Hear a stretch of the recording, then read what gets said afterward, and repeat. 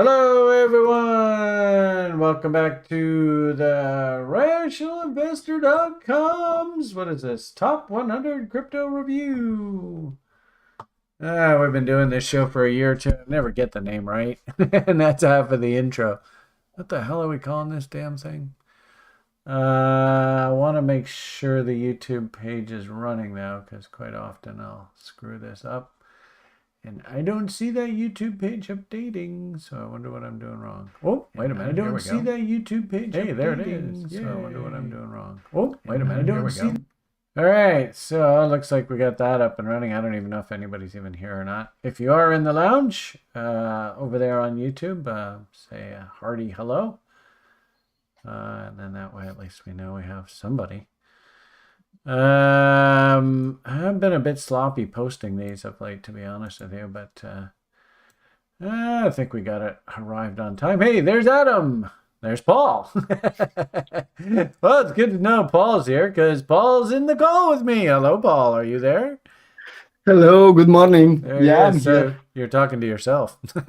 Yeah. No, I was talking with Adam. Oh, hey, there you go. There you go. So that's better. Yeah. All right. Oh, look, there's a couple other people. Constantine. There's a cool name. And Super Google Lee. Hello, Super Google Lee. There's a cool name. All right, so welcome back to the Frivolity. We'll try and do this in a good couple hours. We had a weird start time last week. And FYI, actually, I don't know whether I can show you this or not, but I always end up breaking the rules anyway, so what the hell, let's see what happens here. Hope I don't get people pissed off at me, but nonetheless, let's see where the hell we have that. Got a really cool email, people I have not talked to in a while. And let's see. Yeah, the good people over there at Coinigy would love to get our old shows, Bitcoin and Altcoin trading talk, back up and running. And here was a nice little promo piece that they sent me in the email today. So super excited. We're going to try and get this back up and running maybe, I don't know, maybe late April, early May, something along those lines. So I'm super excited. Look forward to that. Of course, we'll have spots for special guests, and I'm sure Paul will be a regular attendee.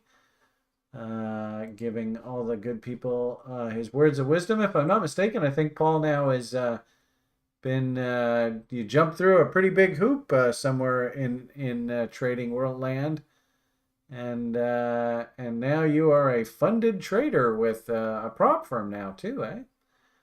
Yeah. So congratulations. I think I saw stuff out on the interneting. People were tweeting all that stuff out. So way to go, Slug. Yeah, some people told me that I need to get a funded account if I'm trying to keep the community. Now I had a lot of funded traders, so Yeah. I need to be one now. Oh, there you go. So congratulations on that. I would anticipate that we will have Ben along here. We started kind of a weird time last week. So I don't know whether Ben is aware. Over there in Europe, they changed the clocks a little bit different time. But if I understand correctly, Paul basically hasn't slept through the night, so he was like, "Start this damn thing up whenever you want." Yeah. So, and I think the prop firm bosses now they've got him. We want more trades. Give us more trades, damn it. So you're long and short 5 different markets right now, right? No, only 2. Oh, 2. All right. So they're going easy on him. I tell you, if it's one thing I hated at being at a prop firm is you were sort of under the gun. You had to perform or get the fuck out. I hated that about Nebraska. So have fun in that world. Good luck. I'm sure you'll do fine. As Adam says over there, Brian plays by his own rules. Yeah, I mean, it's ironic. I've got an account with AMP that's bigger than the account that I used to trade at the prop firm. But I'm just not feeling it right now with my setups. And so as a result, I'm not really trading live money right now too much. I have small accounts that I'm trading and doing lots of paper trading and stuff, but I'm just not feeling it right now. And I hate to say it, they always say don't fight the Fed. So I'm going super duper slowly, doing some nanny nibbles, that kind of stuff on some altcoins. And of course, we have our fun little algorithm in crypto that here is the algo. It actually gave a pretty violent sell signal there the other day. And I've noticed that past couple of signals out of the algo have been I don't know, maybe a bit early. I don't know what the best way to describe it. Probably actually very similar with the way that people describe me. Brian's usually right, but he's usually early. So interesting how the algo is sort of following along. And keep in mind, this is sort of my 1980s website incantation into the 21st century.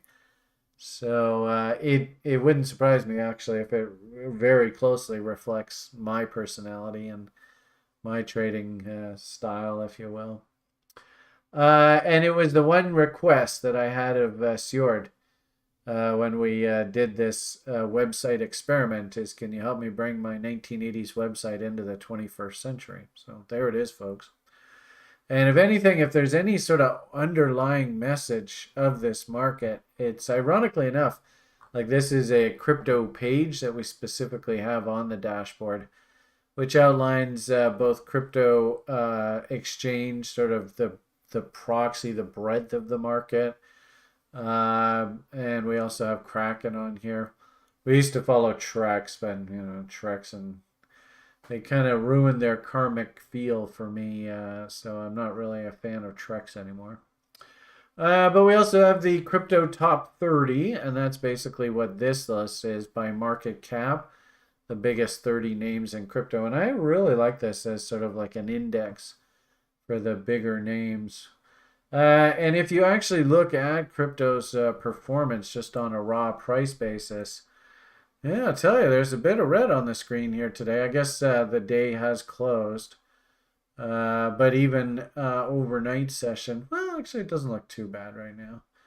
But after Mr. Powell did his wonderfulness, oh boy, this was just a sea of red. And then to add insult to injury, we have a whole bunch of fundamentals that are hitting the crypto market. And you get the distinct impression that Mr. Powell himself said it recently that he would prefer to get anybody who is not a bank out of the banking industry. And so one by one, all these sort of marginal players, and it's fascinating because you can even see some old-time politicians who kind of liked the idea of crypto as a way to escape this banking cartel. They're coming out. Bernie Frank, I think, was the latest one that I saw, saying that there's a common thread with these banks that are getting destroyed here, and they're getting destroyed simply because people are encouraging others to panic. So it's not really like the banks themselves are doing anything nefarious. It's just the banks, of course, because of this crazy reserve lending world we live in, they've taken all of the deposits that were given to them through the, money printing days and the, kind of, what do we call it? The stimmy check days, right? Where the government was just fucking just handing out money right, left, and center, not even thinking straight. Of course, all these banks had money pouring into them. There was all this free money that the government was giving out. And they didn't know what to do, so they just parked all the money in U.S. treasuries. Then the U.S. government and the banking cartel, which is basically I think they actually own the U.S. government now. They came along with a concerted effort to basically kill those bondholders. Interestingly enough, on the other side of the crisis that's killed these crypto-related banks, now all of a sudden the U.S. government and the cartel is saying, well, you know what?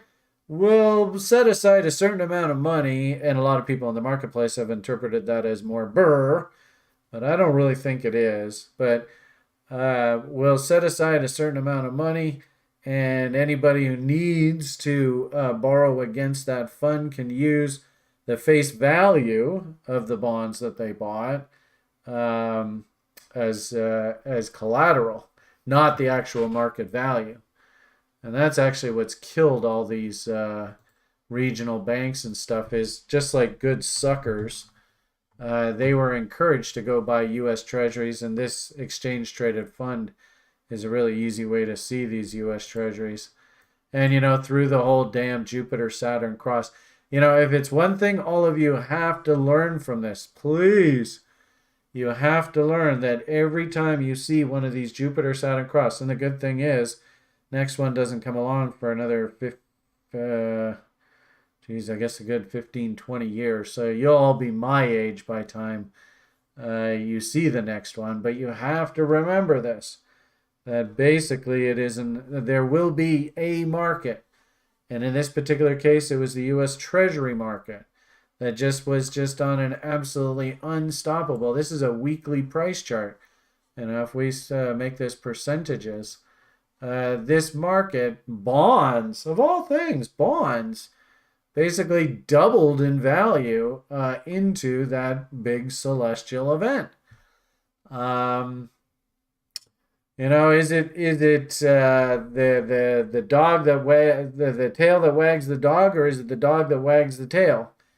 You never really know in this world. I personally think it has more to do with the celestial events and the influence of these very large planetary bodies on the human species, and when the planets get aligned, sort of us humans act really stupid, make really dumb decisions, and in this particular case, bid up treasury prices. And what you have to understand about treasuries, and most people don't understand this, people were literally paying 170. Now, this is the bond ETF, but if we go and look at like the actual U.S. Treasury bond futures, they were paying $184 for a bond that will guaranteed to mature at par. So these bond prices are still sitting at $131. So they've been knocked down $50, and they will mature at this level down here. That's actually what the government's going to guarantee. That is par face value for these bonds. So the irony of it all is that we could actually still see another precipitous wave of selling in this bond market before the floor is actually established.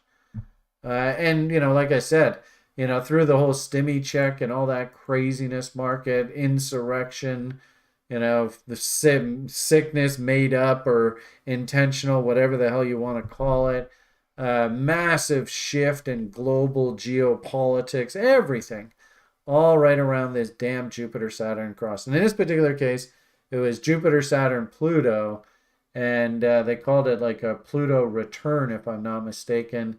And unfortunately, if you actually look at the history of the United States of America, about once every 80 years, we have to go through one of these great resets, like Klaus and all that nonsense. Last big one we had was 1940s, and I talk a lot in our site about, the establishment of Bretton Woods, which was technically the great reset of that particular generation. Then you go back 80 years prior to that, and you have the U.S. Civil War, which was, in essence, ironically enough, it was the Rothschilds and all of the different players actually trying to break apart this annoying thing that popped up called the United States of America. And that failed miserably for them, but it also, too, was an interesting catalyst for the country of the United States of America to become as powerful as it had. If you look 80 years prior to that, That was the establishment of the United States of America. And of course, all the revolutions and stuff through Europe. Another great reset. So, I mean, what's also interesting too about all of this, I find, is that it doesn't really matter what government is in power. The banksters want to dilute the old purchasing power of the old currency, whatever was in store, because they've just simply exhausted the borrowing power against the current value of the currency. So, and of course, we live in this fiat currency world where technically these currencies are basically worthless. So you put it all together, and oh boy, does this ever spell trouble? So it's actually interesting. One side effect out of today, which kind of surprised me a little bit, but U.S. dollar coming off here a bit. It's interesting. Off of these M tops, we could draw bombs, and I do think that they basically predicted that we were going to head down into this 103 area. But with this recent failure, it's interesting how we have a bomb right against these lows. And that is the bottom of value. So I do think in the short term, US dollar index going to come off. It's interesting how Paul, before we got going on the video here today, was all angry because he missed a euro long entry, being the killer prop trader that he is now, the European Open session, I suppose. And I guess what really bothers me about this chart, of course, this is everything that we teach you guys. If you actually wanted to buy the US dollar, you can clearly see where the reload zone is. There's some bombs. There's these two sort of completion pattern bombs down in here. You notice that that's also a force. So we got three different 4669s all down in this area here. And then notice on the profile, this is kind of interesting, where the volume profile, you can see it's full. Then it has this valley, and then we have another big node up here. So in years gone by, in fact, Paul just did this, and he decided to take the level 2 education program this term. So hopefully Paul has now been fully introduced to MUOX. Paul, you like using the volume profile now? I think I see it quite a bit on his charts. I think he's out having a smoke now. No, I'm here. Yeah, I like the volume profile even before the level 2, but now I like it more. Let's call it that. Cool. All right.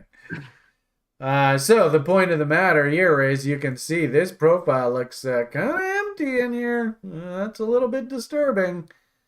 We would call this a muoc because the guy actually who in one of our very first terms was from Venezuela. So how ironic.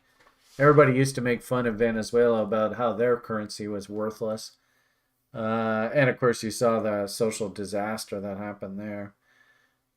So now I suppose it's all come full circle. Nobody in the West is making fun of Venezuela or Zimbabwe anymore because we're writing the same crappy shit. Thanks, banksters, crooks. Anyway, point of the matter here is this US dollar sure looks like it's pointing lower here, which is interesting because the rhetoric that I heard out of Powell today was that the anticipated peak in U.S. Short-term interest rates should be about 5.1%. I think actually, oh, you know what? Before we get into this too much, we should probably do a shout out. I don't know if we're going to be able to promote this or how we're going to do this. Oh, geez. Cotter's always so Mr. PMA.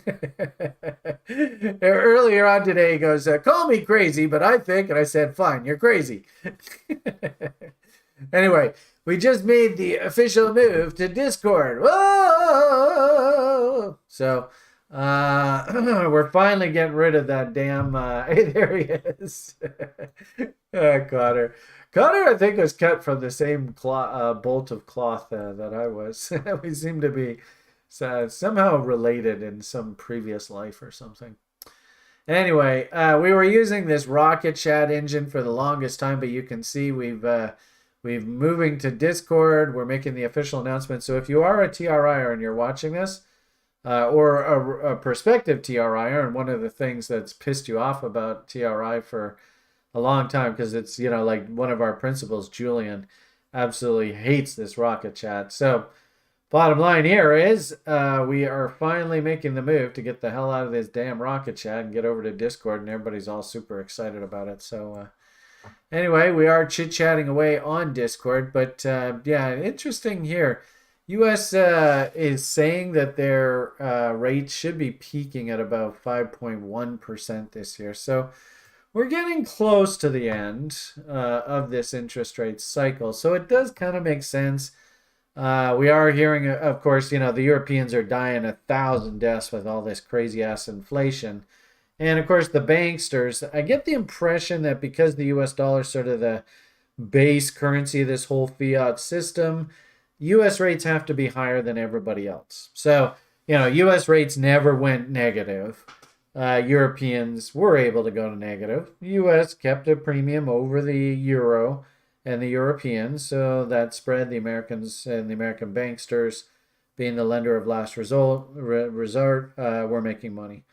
Now that the Americans have cranked up their rates, I think you could make the argument that that the Europeans now can finally get in front of this insane inflation issue.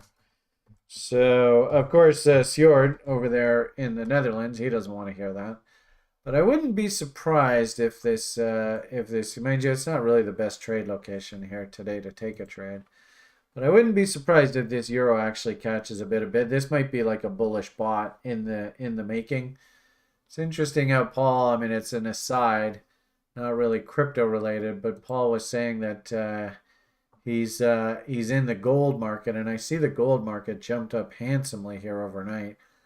And I wouldn't be surprised if the gold is actually starting to get ready and starting to price in the next inflation wave. I have a feeling that's what the gold's. And actually, I did put out reports and stuff about how Newmont actually did really, really well through the mid to late 1980s, being the biggest gold stock in the world. So I wouldn't be surprised if gold now is going to go through the process of pricing in this next inflation wave, and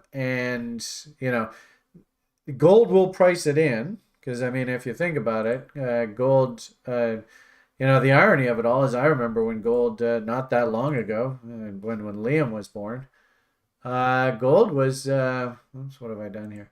Gold was sitting about $200-300 an ounce. I mean, you guys probably don't even remember those days. And that's not even really that long ago for an old timer like me. What have I done here? So in the very early part of this new century, gold had a very, very large rally coming off these lows. Do we see another wave like this?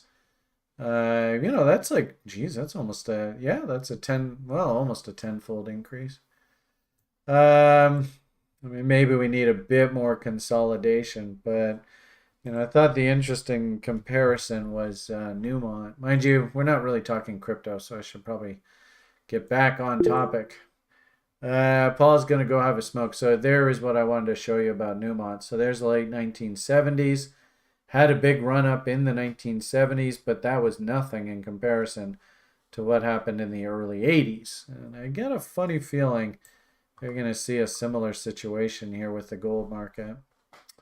So strap on your seatbelts, folks. And if anything, that probably should help the Bitcoin story. Of course, it's interesting, the headlines today, a lot of them on the heels, of course, the Fed down in the States trying to basically demonize non-banking products that are pretending to be banks, and them trying to put all those entities out of business. So bye-bye Silvergate, bye-bye SVB, which ironically enough, SVB got a bailout, but I think the number one reason why SVB got a bailout was because their number one depositor was Goldman Sachs. And there was no way Goldman Sachs was going to take a $3 billion haircut. So once they've sort of got their bailout and all that, then I think Goldman doesn't give a rat's ass what happens next. Anyway, it's a whole other side conversation, I suppose. Just higher time frame, and I do this on the Sunday shows. Probably I'll get into the habit of doing this on the Wednesday shows. When we jump over to Coinigy and do the Coinigy shows again with them, I'll probably be doing these off of the Coinigy charts, but for the time being, we'll use TradingView. I put out this tweet last week, last Sunday. So remember 2 weeks ago, we had the market pointing down, and then the bailouts all started to happen, and then all of a sudden Bitcoin went, oh, you're turning the printing presses back on? Fucking hey, let's go. Vroom, up goes price. Last week had huge rally, and of course, interestingly enough, Paul, he's out having a smoke right now. I don't know if we'll get Ben to join us later on. Might be just Paul and I tonight. Anyway, Paul was relatively bullish and then turned uber bullish this past week. So Paul was able to capture. Oops, where the hell did that chart go? I hate when I lose the damn charts. Where am I? It's one of these windows. I guess it was over here. Paul was able to capture a big chunk of that in his prognostication. I got the impression that maybe we were getting a little bit nosebleedy. I was thinking for a bit of a pullback here. You can see so far in the week, we did push a little bit higher, but we're backing off a little bit here on the corn. But, I think I just have to circle back and say, when you see these things all sitting 5s and 6s like this, that's not a bearish. That's, maybe in the daily chart, you might get a pullback as things are just a bit overextended. But that's not a market you want to short. If anything, that's a market you want to buy, where you go, pullbacks are buying opportunities. All that kind of fun talk. So, there's the chart. You can see the weekly turn. The reason why Bitcoin's not a 6 anymore, of course, is this is the 52-week range, right? So there's last March. If we put on the 50% rule, you see, there is the 50% rule. So we're not that far away. I do like the idea that we're going to rally up into this parking garage. 50% rule of this 52-week range, which is sort of WD GAN 101, says we probably ought to get up into that 30,000 area. You can see all the reasons I have looking for markets to head higher. Moving averages are bullish. We've got this inverted head and shoulders that's playing itself out. As I had on the screen there a second ago, the reload short zone, if you actually did want to hunt shorts, is actually back up in this area. So horizontal support and resistance. If I wanted to get short, do I short down here, or do I just wait for the market to rally back to previous market structure fail levels? Mountain Man, you probably heard me talk about him before. There's a lot of reasons. Trendline resistance, trendline resistance. There's a lot of reasons to think that we still work our way up here. The only reason why it doesn't get a 6, though, is because on a percentage basis, that's not really that attractive of a trade. To be a 6, it means, actually there was one name that kept popping up on our screen. I don't know whether it's a 6 now or not, but I think it's probably a really good example of, what the hell was it? It was Cripple. What's Cripple symbol? XRP, I think that's it. Is that Cripple? 52-week high, 91 cents. 52-week low, 29, sitting at 39. So the 50% level is 60. So, that's the kind of name that's going to get a 6, where there's, it's basically 40 to 60 or 20 cents on 40. That's like 50% profit potential. And if I'm not mistaken, this crippled chart just looks so pretty. People kept trying to knock it down, and I heard lots of people go, "You're buying cripple? You're crazy, man." But they can't knock this thing down. It just keeps springing back up. So, like to see a visual example of a name that I think is pretty darn solid is that there it is, Cripple right there. Of course, it had this huge run up here just recently. It's probably best to show you that weekly chart. Ugh. I mean, look at that. I mean, do you want to short something like that? I don't think so. I like the idea of being long, buying against previous range lows. I think Paul also, too, he was kind of bullish of this thing. Maybe we'll hear what he has to say about that. So I still think that pullbacks are buying opportunities. And if anything, we've had some names that have just gone absolutely crazy and I've wanted to get into, but I'm not allowed to chase. So like this render, for example, this thing was, of course, all the darling back there in January. Huge run up. Where Brian's allowed to buy reload zones, bottom ends of range, original structure. You can see where I have my original bids working. I would actually prefer that we do have a little bit of crypto weakness in here. So I can get on the buy side of names like this.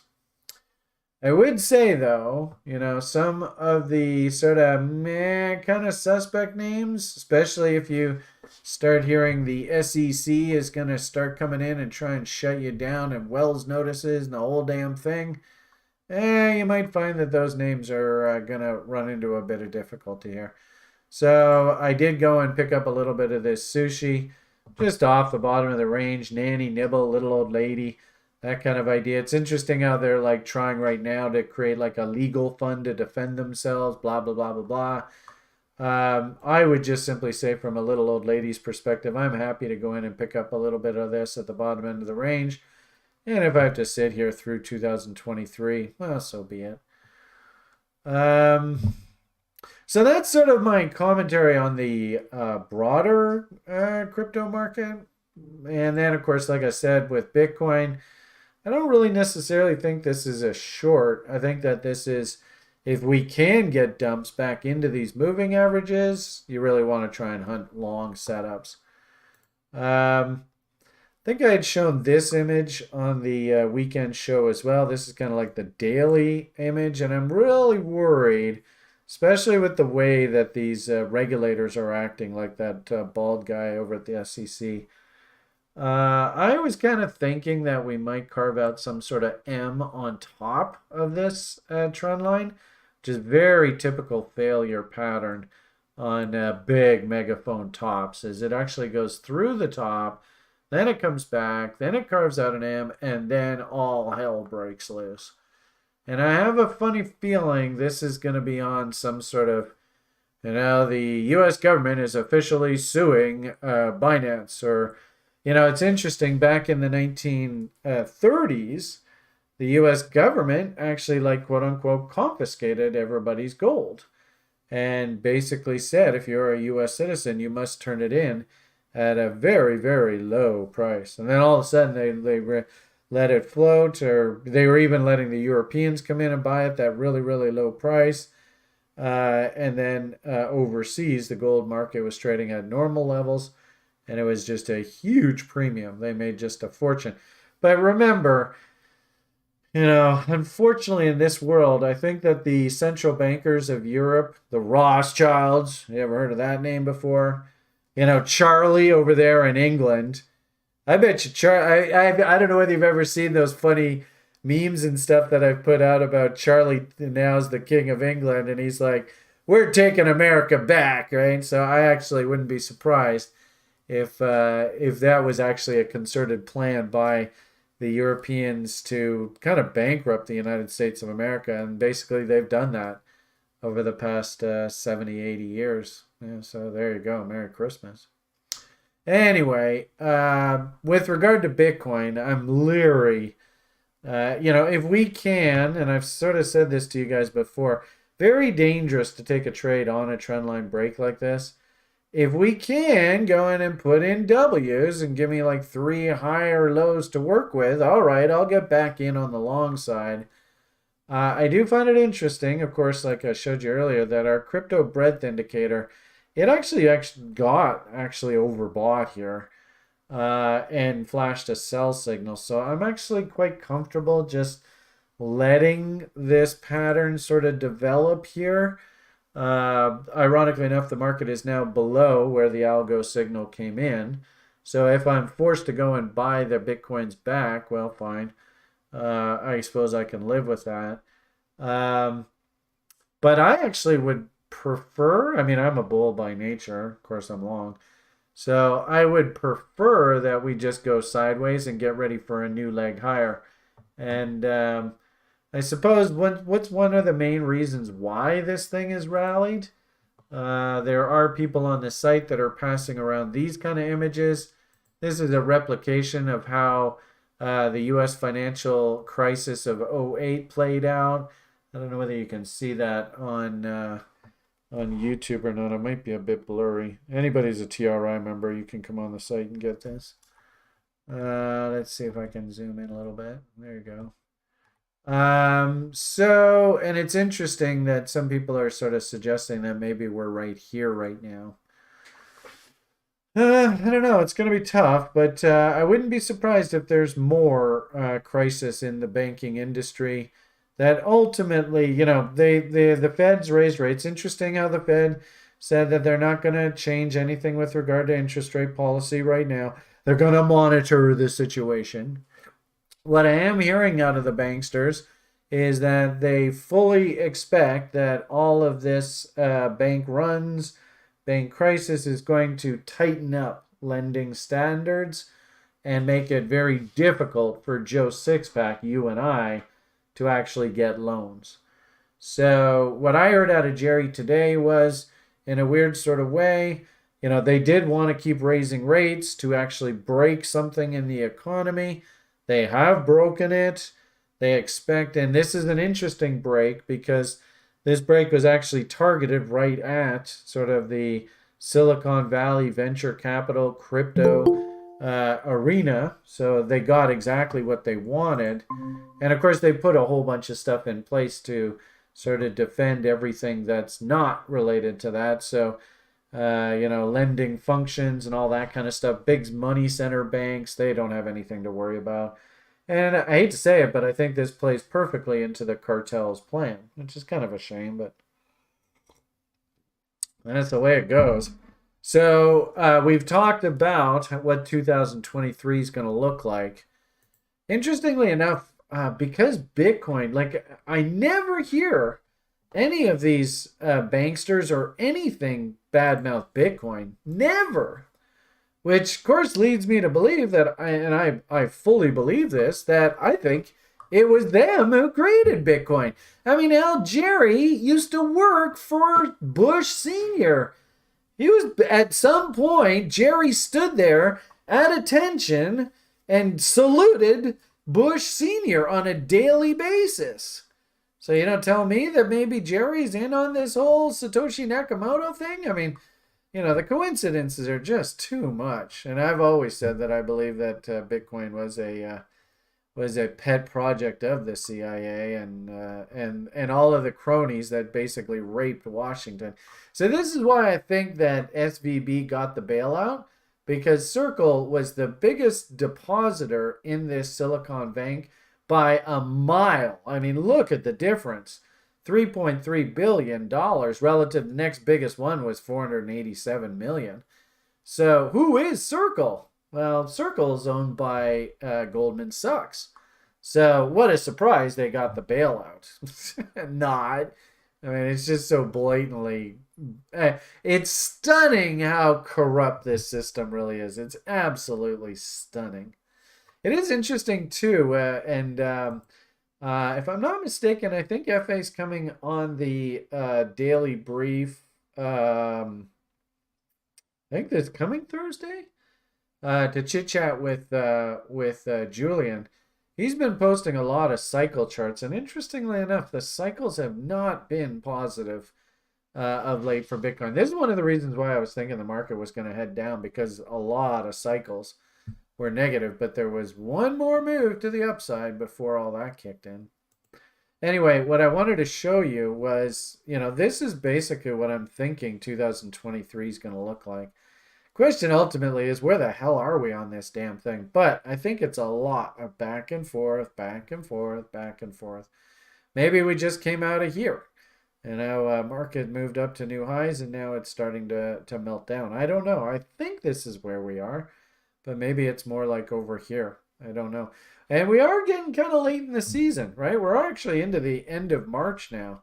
So May is just right around the corner. And of course, May usually is not a friendly time for the market anyway, regardless of whether it's crypto or any other broader markets. Did hear some talk from Larry Williams. Anybody who follows him, he's still thinking that there's a major pivot to the upside in July. So again, yeah, I think maybe we could still go through a bit of weakness here. Having said that, I mean, the proof of the pudding's in the eating. Damn price just keeps moving up. It has not officially broken down on these daily charts just yet. And so I'm still like, it's fascinating how the algo told me to get out up here. I like that. Thank you, algo. That was probably a smart decision. I don't really have any quote unquote sell signals here just yet. If anything, when we go down to the 4-hour chart, we're kind of just sitting in kind of no man's land right now. Humming and hawing, humming and hawing, humming and hawing. So you can see here is the humming and hawing, humming and hawing, humming and hawing. And if anything, you might even argue, like you can see, I was looking for a nice polite top through this. Of course, no way. We pushed to new highs. And of course, Julian in our video, we actually had a really fun session with Julian, Graham, and myself giving color commentary through the Fed speech today. So check out our YouTube video feed for that. But it was interesting how Julian, he was like, man, I've played this so many bloody times. I can see exactly what they're doing. This is just a liquidity hunt back and forth. And I'd have to agree with him. I even had some shorts on just little paper trades because, as I said, I'm just not feeling 100% confident in my trading right now. Shorting against these highs, thinking, okay, well, Fed will come out, market will dump. But nope.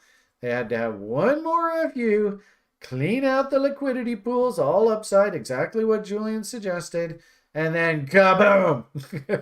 And run all these stops out. And what a surprise. Look at this tail low here. This low here was, where are we here? 26,707. And what's our low here? 26,700. So ding, ding, ding, ding, ding, ding. Clean those stops out and stopped it on a dime. And now we might even paint an inside bar that takes us back up top. So I think in the short term, if we want to drill down to that, then once I've done this, I'll turn it over to Paul. I was thinking that the market was pointing higher into this Fed event. We had bullish bot setups, boom, boom, boom, boom, which wanted to take us up into this 29,30,000, which would correspond with some of the daily and weekly levels. They ran the market up, beautiful little bottom here. I mean, that's a W if there ever was one. Ran it up to move stop to scratch and then slammed it right down, basically telling me, you know what, Brian, your best bet just to leave this thing alone. Get out, just lick your wounds. In this case, if you had taken this, it just would have been a scratch trade and just wait it out. And sure enough, I think a lot of people got goaded into buying the market ahead of that event. And we have a rule at TRI. We're religious about it. At least I am. I don't know whether anybody else is. But you never, and if you're watching this and you're like, oh, I want to learn something, maybe something I've never heard before. If you're watching this for the first time, you know that Brian's going to ask you to have your journals out because we're always dropping little value bombs here and there. And the rule is do not trust the market for one full hour following the Fed rate announcement. So there is the Fed rate announcement at 11 a.m. And sure enough, if you had taken any, especially if you had bought heading into that, you got your head handed to you. Merry Christmas. So if anything, probably still in wait and see kind of mode, because you can kind of see we're on, if anything, the way that I look at this right now is we're at basically the fulcrum of the seesaw. So this is one side of the seesaw. Maybe we'll make this yellow so you can see it. So there's one part of the seesaw. Does this look like a double top that might be coming in here? It looks like this high is slightly higher than that high. Where are we here? 27,513, 27,5 even. So they did take it a little bit higher. So if I was thinking bearish bot and that seesaw, this is an A, B, C, D pattern. Then let's see, we'll go setup. So there is 33.66. Of course, it's backwards. So let's flip it around. Probably have to go down to like a half-hour chart to see this clearly. This could very easily turn into a continuation pattern. Notice very well-defined inside bar reversal. I love taking those kind of trades and just risking that little window in there. And then if we do a bot trade, of course it's backwards, got to flip it around. And there would, interesting. So that's right off of this trend line. That would be the new bot entry. So it kind of looks like we're on some sort of fulcrum of a seesaw right here. And this could be an inside bar reversal. And if the market can somehow accept above this level, probably that high now, then we're back in rally mode, and we'll probably do things like reload zones. Rally mode might take us. Oh, darn it! Hold on a second. There we go. Oh, and of course it's backwards. Reload zones might take us all the way right back up top. Actually, I've been working with this one gentleman. And it's weird. It's sort of like a derivative of derivative, and I've seen this happen with the bot. I remember Da Vinci bastardized my little old lady setup, so it happens all the time on the internet. But there's this one gentleman who's working another gentleman's setup, ICT, I think he calls himself, something along those lines. Anyway, he would first say that, okay, show me a break of these higher highs and higher lows, and clearly we've got that. Now, can I please get a counter trend rally back up into this topping zone? And there's a concept, actually, Grim even said that he created a script that identifies, this window right here between this tail low and that wick peak. This, I think he calls it, is like fair value zone or something along those lines. I don't even know if this is the right time frame to use. I think it's like for day trading off of lower time frames, but it's pretty applicable. I would simply say that, hey, why don't we watch for some sort of failure up in this reload zone up here? Wicks and tails like to be eaten, candle body highs for trade location, blah, blah, blah, blah, blah.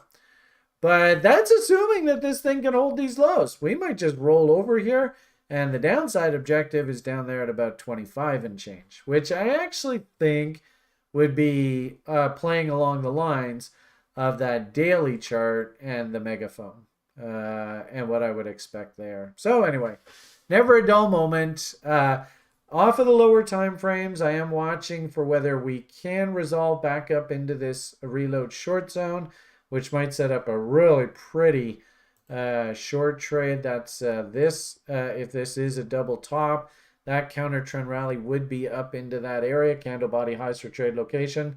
So you can see 28,100. If we got a nice little short setup in there, that would just be absolutely perfect trade location. So we'll see how this goes. But we might just, based on what I've seen out of the market, and especially, I was trying to show you that earlier. I don't know whether I can or not. Maybe I'll try and find those clips when I let Paul finally talk here. Holy crap! I've been talking for an hour. Oh, I'm so sorry, everybody. Way too much. Sorry, Paul. This is terrible on you.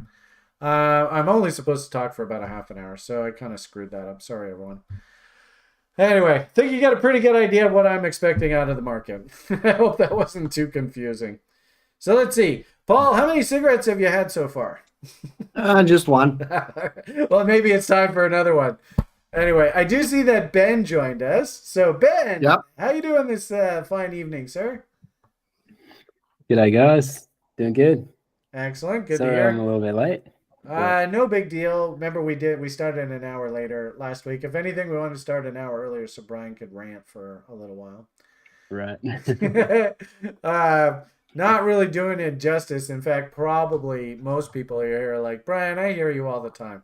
Shut up and let's listen to what Mr. Prop Trader has to say. So, Mr. Prop Trader, you ready to rock this thing? Yeah, why not? All right, so I will stop screen sharing. I think you all got a pretty good idea of what I'm seeing in the market. Let's pop on over to Paul's world, and let's see what he sees in price action here. 1 second. P is for Paul. Here he comes.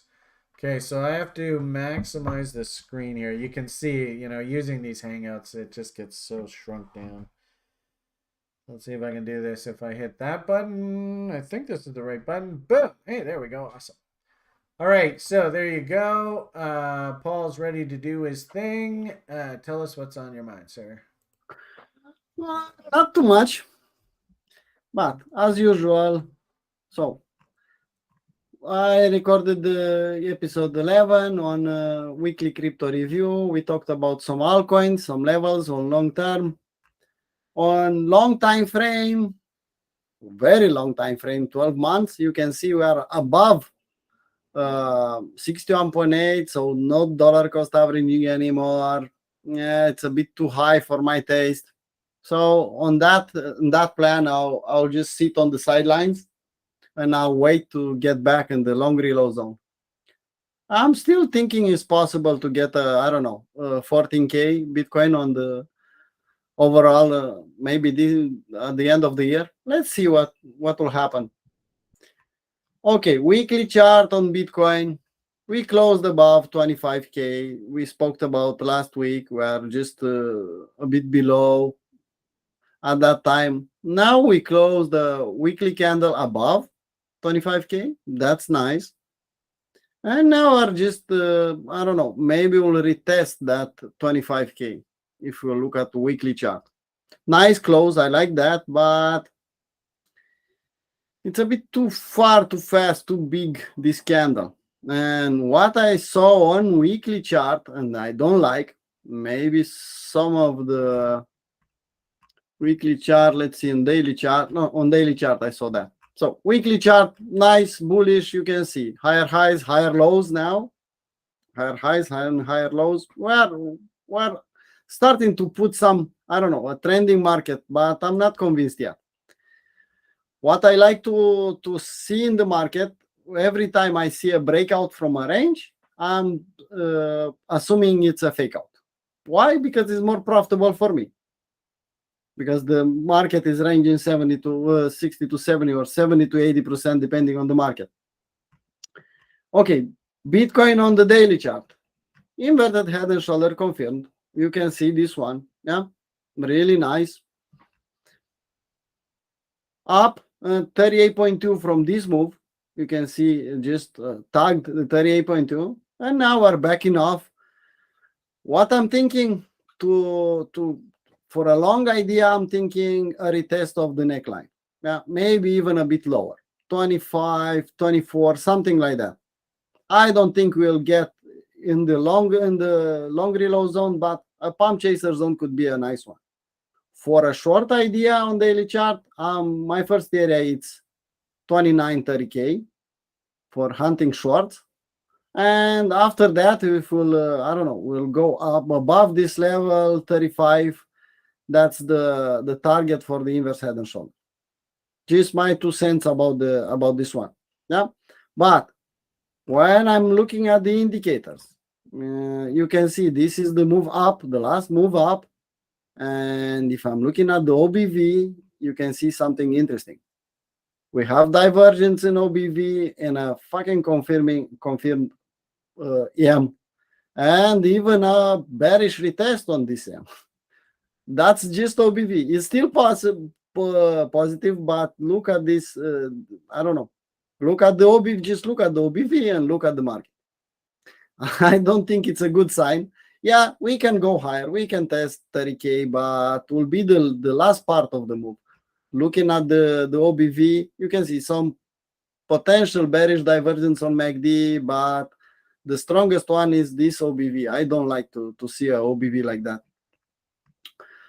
Okay, Bitcoin on 4-hour chart. Yeah, I'll wait in the pump chaser zone from 20K, yeah, 19.5 until the top. I'll wait for a long in this area. Same kind of level like in daily chart. Yeah. So I'm waiting in pump chaser zone for a long setup. At this point, I'll prefer a bounce in this area in the short reload zone from this candle, just this candle, and to hunt a short if I'll get the chance on 4-hour chart.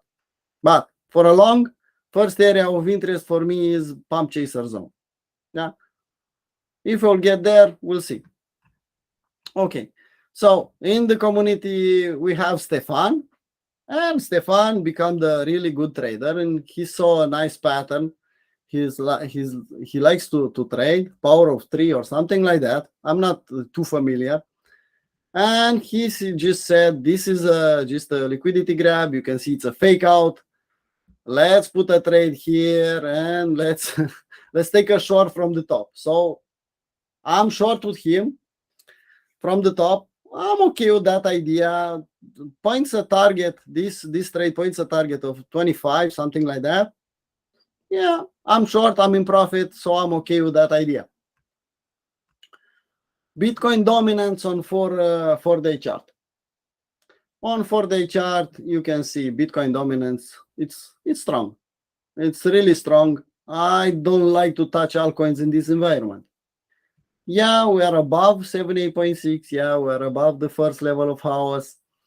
We are going to the top of the range. But in the same time, you cannot see it in this level, but 51, it's the next level of house.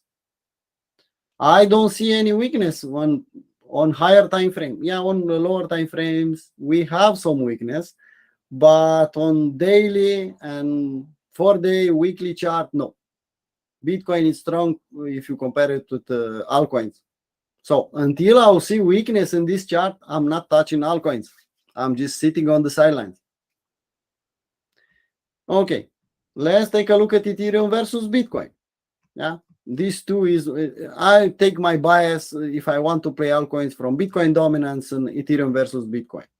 Last week, we talked about this support in the middle of the range. And I said, if we'll break this support, we'll break down, and you can see, we break down, we just bounced a little bit from 61.8, a weak bounce for the moment. Let's see what happens, but I'm still expecting 0.059. Yeah, a retest of this initial W, maybe even lower to test this lower part of the range. Yeah, just my 2 cents. I don't see anything bullish on this one. Total Q, we have the same range. Yeah, nice range. You can see 7 to 400 billion. It's a nice range. We are in the long reload zone. That's nice. We don't have a weekly W, a complete one. Yeah, you can call this one a W, but honestly, I don't like it. I want a close above this week high. A candle body close above this week high will give me some confidence that we can go up. Yeah. At this point, we just tagged again the short reload zone. You can see the indecision candle and we're going down back at the middle of the range at least. Maybe even in the long reload zone. I don't know, but it's definitely a range. And we just get from the, I don't know, from the part of the bear market only down to the sideways part. I like that thinking. It's good for a long-term investment, for little old lady if you want to apply that strategy, for dollar cost averaging. It's a good environment when the market is ranging to start accumulate some altcoins, even Bitcoin. Okay. Next week, what I found on the reports, only this one on Friday. So should be a quiet week. And if we don't have events, maybe the TA part will be well respected and we can make some money. Altcoins, I said even last week, many altcoins are close to reload zone, maybe even in the long reload zone, but it's too early for me for a trade. If I don't see a W, no trade. It's that simple for me. And looking at the Bitcoin dominance, Ethereum versus Bitcoin, same kind of idea. Until I see a M in Bitcoin dominance and possibly a W in Ethereum versus Bitcoin, no, I prefer to sit on the sidelines and wait on altcoins. I noticed in the last bear market what could happen to the altcoins if Bitcoin will lose this level. Let's take a look at Bitcoin dominance in live just at this point. You can see on the daily chart, on daily chart is still strong. What we have some signs on 4-hour chart. On 4-hour chart, if you take a look, bearish divergence in MACD, bearish divergence in RSI, some YAMs. Willy was overbought. OBV is damn strong, pointing higher. So that gives me the idea that is not a valid signal, but we have an M. Let's see how the market will behave. It's a small time frame, 4-hour chart. That doesn't give me too much confidence, but we have an M. I prefer the M to be on daily chart. Honestly, I prefer to see a clear M or a head and shoulder pattern on daily chart to give me more confidence. Yeah, altcoins will rally against Bitcoin and maybe will outperform. At this point, no. I prefer to still sit on the sidelines. And you can see, let's put some altcoins. You can see we have a nice location. We tag 78.6, but give me a clear W for me to try to hunt something. Yeah, I could play, I don't know, shark level. Yeah, maybe, but even with shark level, I don't know if I'll get 2-1 until the top of the move. No, I prefer to wait for a clear, maybe even go in the long reload zone and let the market cool off a little bit, take some volatility off the market, like you see in this environment, to give me a nice small window of risk for my trade. At this point, I don't like what I see on many altcoins. They look the same. Yeah, they look the same. This is a W above the long reload zone. No, on lower time frames, yeah, I could play something, but I don't like what I see on the altcoin space. Let's take a look at another one. Yeah, same idea. You can see, put a W against this M, big M. No, thank you, but no thank you. I'll wait at 78.6. Not necessarily 78.6, but at least in the long reload zone. So for me, it's a bit too early. And you can see we had this big M breakdown in the long reload zone, up, W above reload zone, and now we are putting an M. So I prefer not to invest, not to put my money at risk in this environment. Just my 2 cents about the market. Up to you, what do you want to play? But for me, it's not a good environment. On lower time frames, yeah, I'm scalping Bitcoin, I'm scalping everything I can. So now I have a bot setup, for example. Yeah, just now I'm on a bot setup. I front run it a little bit with an LJ. So this is my entry and this is my target. I took some hit, but I'm okay. And I have another one on ES, same kind of idea, a DR range. I don't know, some people know, some people. It's just the first hour of the opening range. When the session opened, it's just the first hour. If it breaks up, then you can hunt, wait for a retracement and hunt a bullish setup. I'm okay with that idea. Maybe a retest of this gap, maybe even a touch of this tail. It's okay for me. But this is scalping. Is not scalping. Is day trading. Is not about this live stream. So I don't know. I have to say my line because otherwise Brian will remember me. Treat trading like a business, and the market will treat you like a king. But respect your part. Put your part, and the market will do his part. Don't expect the market to treat you like a king if you don't treat the market seriously. Yeah. Still think the 2023 will be a nice accumulation year. I have multiple plans to trade and to invest my money. I have this weekly crypto review. Is my plan, is not for so you can see I have some fields.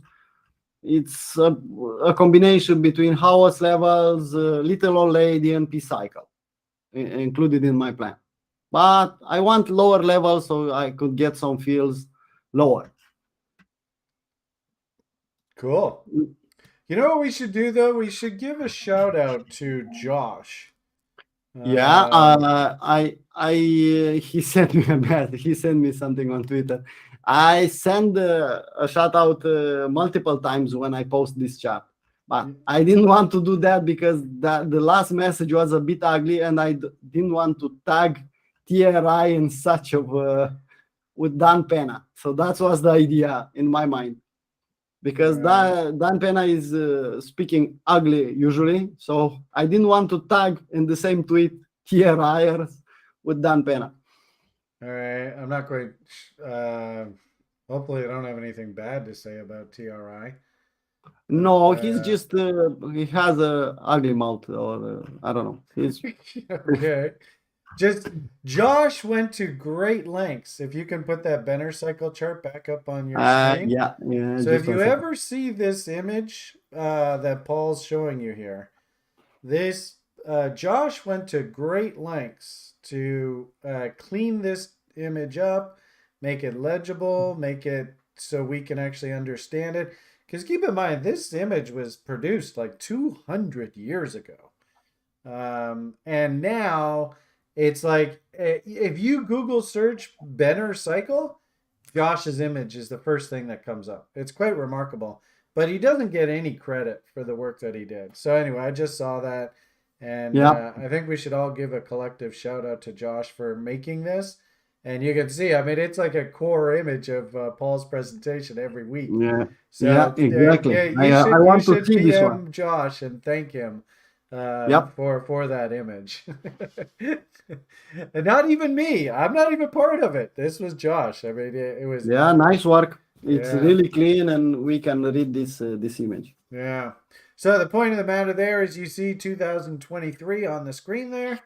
So we should be accumulating. That actually works really, really well with that Wyckoff market cycle bottom image that I was showing earlier. I don't think that this is just straight down, straight up. I mean, I hear some people saying, "Oh, Bitcoin's going to 50 grand," and it's like, "Oh, you got to be don't talk like that," because as soon as you start talking like that, that in itself is the anecdote for the top coming in. You know, if people start talking, "Oh, Bitcoin's going down to 10 G's," then I'll know it's going to 50 grand. So, but anyway, all right, great presentation as always, very professional, very clean. Love your charts. They're just so nice and clean and easy to understand. So looks like, and you know, I think just a shameless plug. Paul, can you tell these good people where you learned all this wonderful technical analysis? Let me remember. I guess on TRI. Yeah, definitely on TRI. And I'll send all the people I see they are interested on trading on TRI, because I know they could get some value. They could get a lot of value actually to, I don't know, at least the process. If they don't want to be day traders, fine, it's okay. But do the level one, at least level one, to learn the process. Yeah. And if in time, if you want to advance and you want to be a day trader, okay, do the level 2, do the level 3. But without the process, you cannot make money in this market. Can you just imagine if we ever turned Paul loose on the options markets? I think that would completely change the whole way you would look at investing. But maybe we'll convince Paul to do the level 3 someday. And actually now we have a 3.5 program, which is all about option spreads. And wow, some of those spread trades, they're just incredible.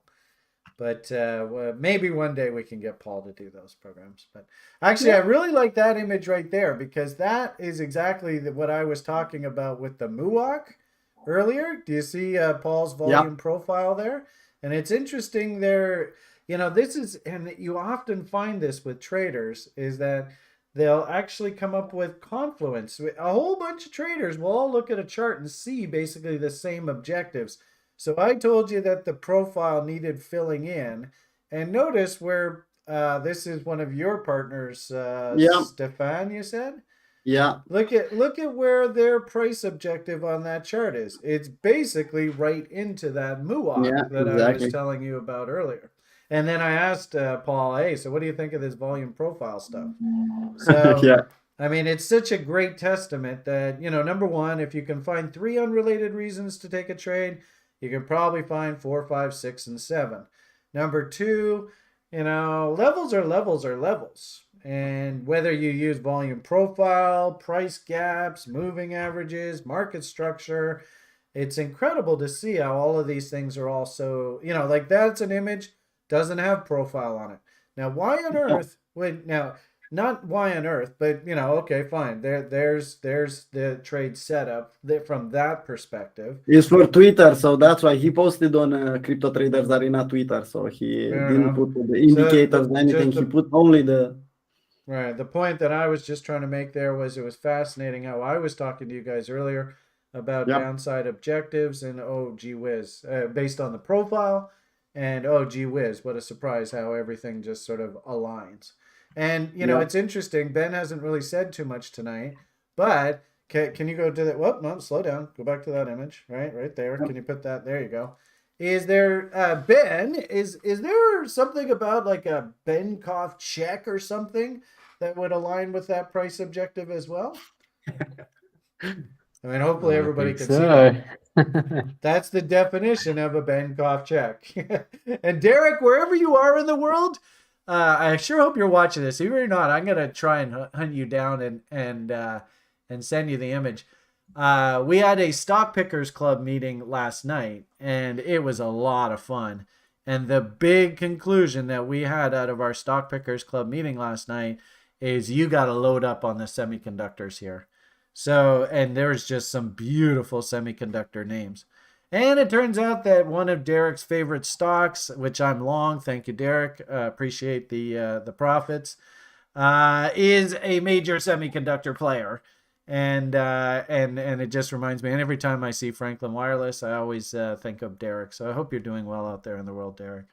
I miss you, buddy. Anyway, when he was co-host of the show, I used to put on a chart like what you see on Paul's screen there, and I would mention that high from, I guess it's like the 15th or so of March, and Derek would go, "Oh, that's a Benkoff check. That's what that is." It was just so matter of fact. It was just so perfect.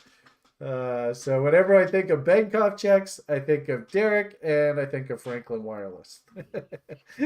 Anyway. All right, so fantastic presentation.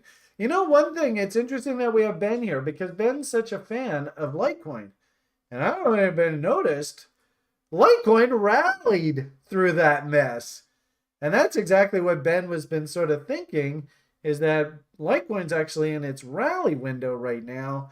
I'd be curious, Ben, do you feel like showing the good people your Litecoin chart and where we are in that cycle? Sure. What I'm worried about until Ben will start presenting, when I see Ripple and Litecoin pumping, usually is the end of the move.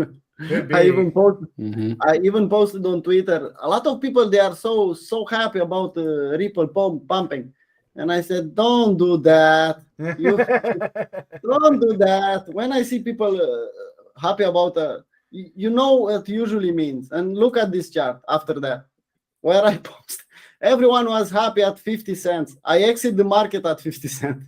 And now look at it. I don't know, even 20% lower. There you go. So I'm don't not get in happy when Paul's I way. see this one. At least I'm being more careful when I see Ripple, Link, and Litecoin pumping. Actually, somebody just posted, Adam posted there that Chico is all bullish again of Link. And actually, Link's chart looks pretty compelling. So I agree with you. I mean, the problem is you can't chase this stuff up top here. So anybody who went and bought Cripple there at 50 cents, you're just asking for trouble anyway. But it was interesting to see like Link was trying to turn the corner here. I guess that's a V bottom, eh? So, yeah, I'm long from the bottom on this one, but I'm in my target. It's all the way up, but all right. All right. So Ben, did you want to show us your Litecoin chart and where we are in that, and maybe we can check in with you and hear what's going on in Ben's world? Yeah, Sounds good. Thank you so much. And now you get Yeah, to go have thanks, another Paul. smoke, Paul. yeah, finally. All right, and please feel come on back because we'll have some time to look at viewer requests, and your input, of course, is greatly appreciated through that. Yep. Okay. All right. Yeah. And I guess to start off, we haven't really said hello. How are you doing these days here, Ben? Yeah, I'm doing great. Yeah, always a fun day and a fed day. Oh, so Tune in were you and able to just- watch our lunacy? Actually, that was a really did. fun little group podcast that we had there today. Yeah, it was good to hear Grim. Yeah. Yeah. Actually, if you're considering, like Paul said, I mean, frankly speaking, I've never seen anywhere else on the internet that has an education program that holds a candle to our program. And Graham started working with me pretty much right out of the gate from day one. Like almost 10 years ago now. And he is our level 1 instructor, and he's just so calm, and he's just so, it's no big deal. It's very matter of fact. Yeah, very much like Paul. I mean, you hear Paul, he doesn't really get that excited. Just very calm and very level-headed. So as I posted there in the YouTube chat there, I mean, geez, TRI built some just kick-ass traders. So yeah, you're right. It was really nice listening to Grim today. Yeah. Hope we get some more of him on the YouTube. It'll be fun. Yeah, in fact, actually, we've got Zach, our options guru. And by the way, Zach is quarterbacking the options spread course on TRI coming up. So he's going to be on the call on Friday on the after party broadcast. So if you are interested in options and you've always wanted to learn about that, now that would be a good opportunity. And we do a 30-day free trial, so you can just sign up for the free trial if you want to come in and listen to them. Then maybe through the broadcast, you're like, hey, you know what? For $20 a month, it's not a bad idea to join this place. Anyway, one thing I noticed that really jumped out at me, Bitcoin started to puke out there. We saw like Ethereum puke out hard. And then I look over and Litecoin is up on the day. What the fuck's going on there? So it's business as usual, according to the yes. chart. It's doing what it's supposed to do, right? Yeah, I mean, Ben has walked us through this trade, and it's been like perfect. I gotta say, been pretty damn impressed. So tell us what you're seeing out of all this right now. Yeah, so it's still just respecting this channel, heading up to this target of the that time chaser zone. So this is mapping out Litecoin and its pivot points in respect to the halvings that happen. If anyone hasn't seen this yet, there is a nice copy of it on the app where I kind of zoomed everything out and all the text doesn't kind of go over the top of itself. But this is just zoomed in kind of where we're at now. And it's, put in the pivot point at that 836, which is halfway between the 78.6 and the 88.6, and it's just kind of making its way up. I finally ate some of my own cooking here, and I had a bid down here at the whack-off check, so I was happy to get a fill there. Sweet. You bought into the bottom of that tail. Yeah. I got lucky. How did you? That would be a really good journal entry. Number one, how did you feel when you saw that you got filled? Yeah, it was a good feeling. It was very different to the feeling of market buying. I will tell you that. Yeah. Yeah. In what it's way? It feels like it's almost like you've won something or like kind of had like a windfall in a way, as far as like you've given your money away, you've kind of taken advantage of an opportunity, as opposed to is this going to work or is this not? It's because you've thought ahead of time, like you have a conviction and your conviction is sitting there, and then the market comes along and validates your conviction, and you just feel comfortable and at ease, and less stressful. I'd say you should like zoom that image in right on that line, Ben Koch check, and print that out, because you should be really proud of that. That is a huge leap forward for learning how to trade and make money from trading. Right. Huge leap forward for you. So way to go, dude. That's impressive. Thanks. And how did you feel when you started to see price lift away from that level and start to head back up? It's like you kind of already see it happening ahead of time. So it's like, okay, this is happening. That's right. It's doing what it's supposed to do. So again, there isn't that like elation. Even there now, you're $20 off of the low now, eh? Yeah. I've told people, and I don't know whether you're watching this on YouTube or not, if you even know this, but if you can do better than 30% annualized rate of return on your money, you are beating more than 90% of all investors ever. So just that one little trade, if Ben just basically closed out and said, I'm done for the year, he would be doing better than 90% of all investors ever. It's remarkable when you see it on such a small image like that, eh? Yeah. So hopefully over time I can keep building that confidence and that conviction, and be able to do that with an entire portfolio. That would be. Well, I like this because this is really, to be honest with you, Ben, this is rational analysis. Because what you did was you took a fundamental story. We have a catalyst coming up. You've built the thesis around the fundamental driver, and then you applied technical analysis to give you just a kick-ass trade level in midstream of that fundamental story. Right. So hats off to you. This is rational analysis 101. So way to go, dude. Very impressive. Cool.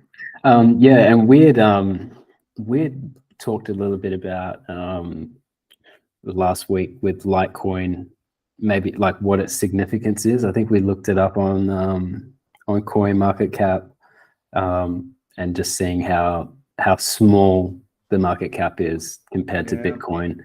And I was just kind of thinking about it this week, like,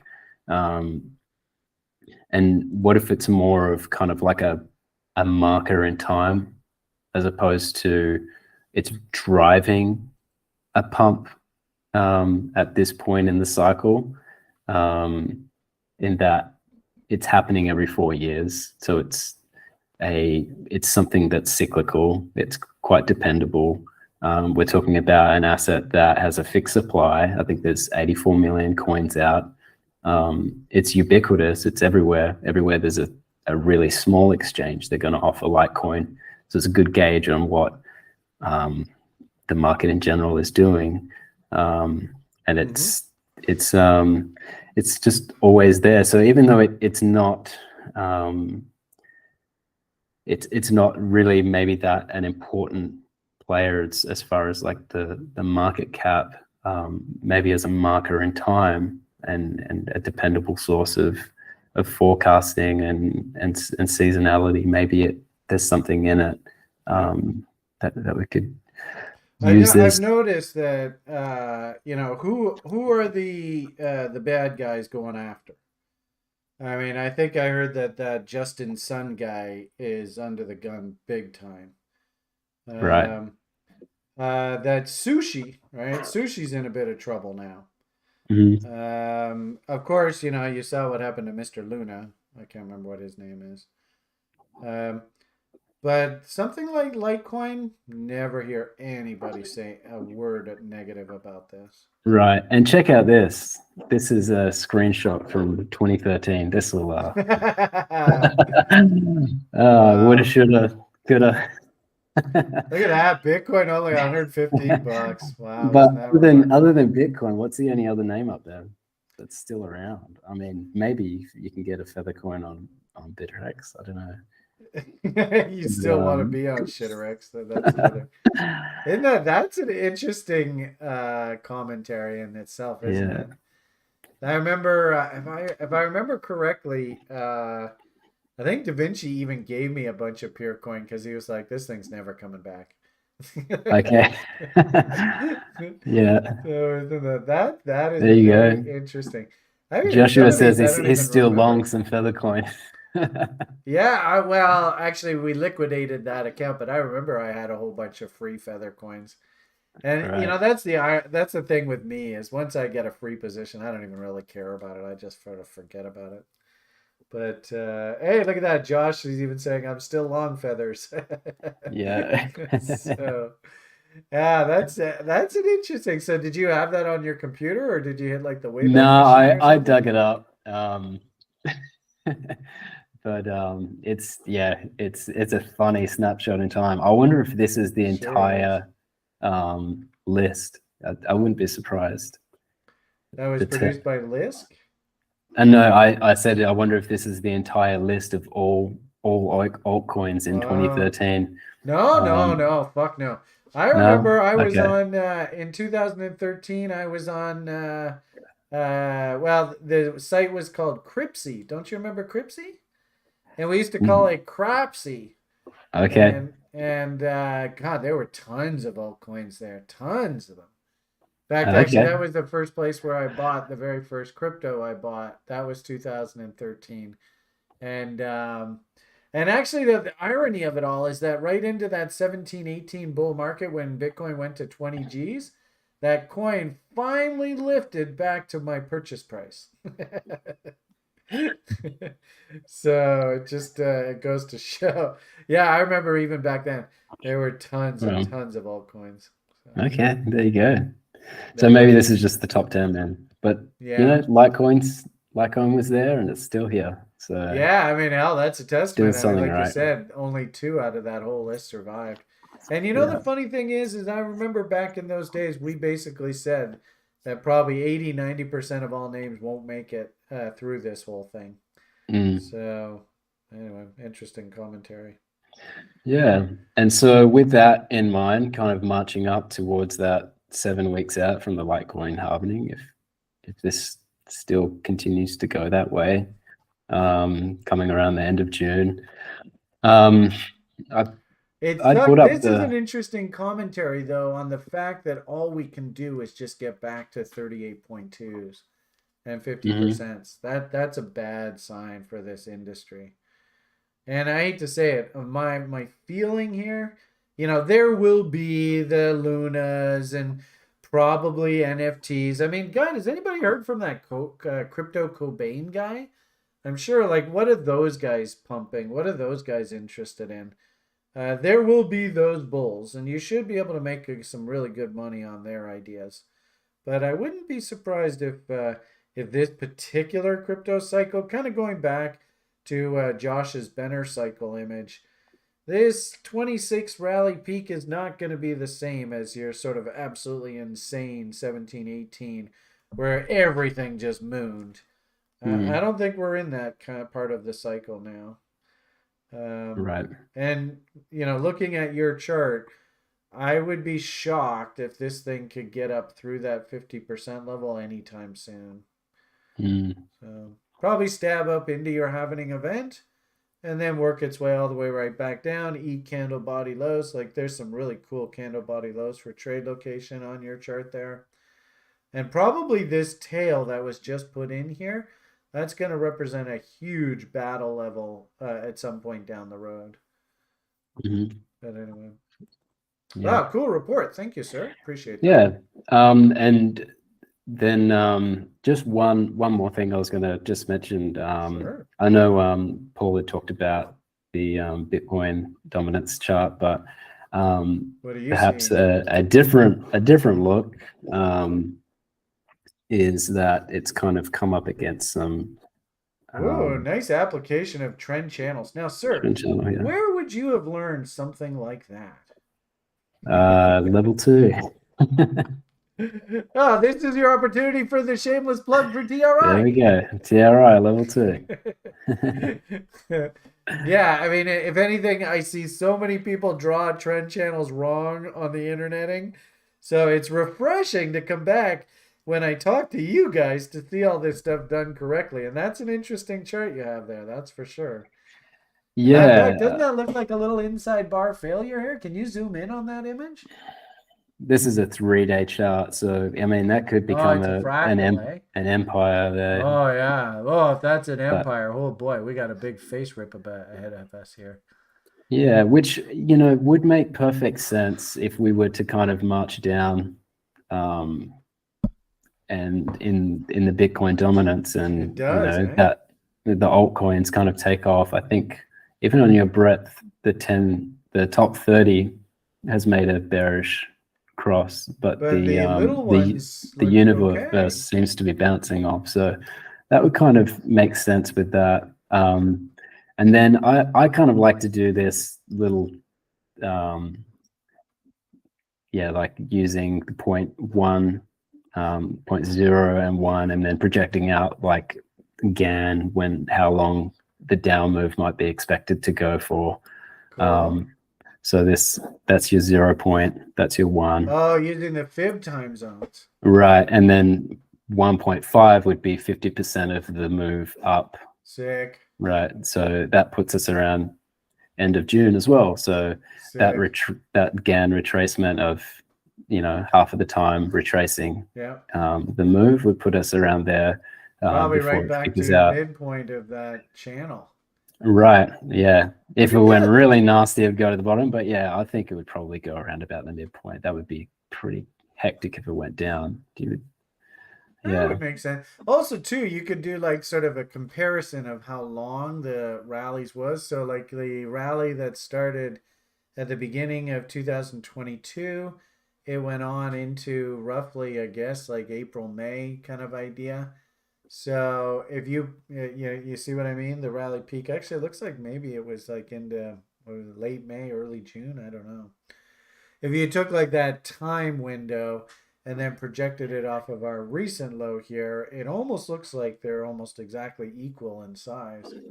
From that low there to there, and there to there. And so something similar. So you can kind of see. It's almost like there's like a sine wave going on here, right? Yeah. Okay. So, and a calendar year seasonal. It might be something like that, but look how this year started sort of mid-cycle. I don't know. It probably has more to do with like the Fed rate cycle or something. Yeah. So, there you go. Look at that, eh? Oh my goodness. Now that's interesting. Huh. Yeah. So, your 1.5, you can see where the market should trough somewhere around there. I don't know. Maybe we have to go all the way back down to the bottom. Tough to say, eh? I mean, just a different perspective on what the Bitcoin dominance might possibly do. Yeah. But that should be really nice for altcoins. It would be, yeah. My Mhm. spot portfolio will be really, really glad. Well, also too, remember I had said earlier, did you guys watch that Richard? No, what was his name? Larry Williams. He did a video on stockcharts.com. It's behind a paywall, so you can't. If you're not a member, you can't see it. But anyway, he was screaming that there should be a huge bullish cycle pivot in late June, early July this year. So it's Okay. fascinating how your sine wave is basically right there. Mhm.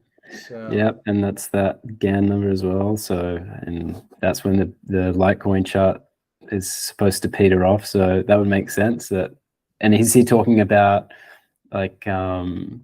like risk assets or kind of like value yeah, I'm not quite stocks sure or? how this. I mean, basically, he's expecting that over the next 3 months, we're going to start hearing news that the Fed has won the battle against this inflation problem and stocks. And yeah, I mean, I don't know whether you follow like things like the Nasdaq, but it's getting ready to go crazy here.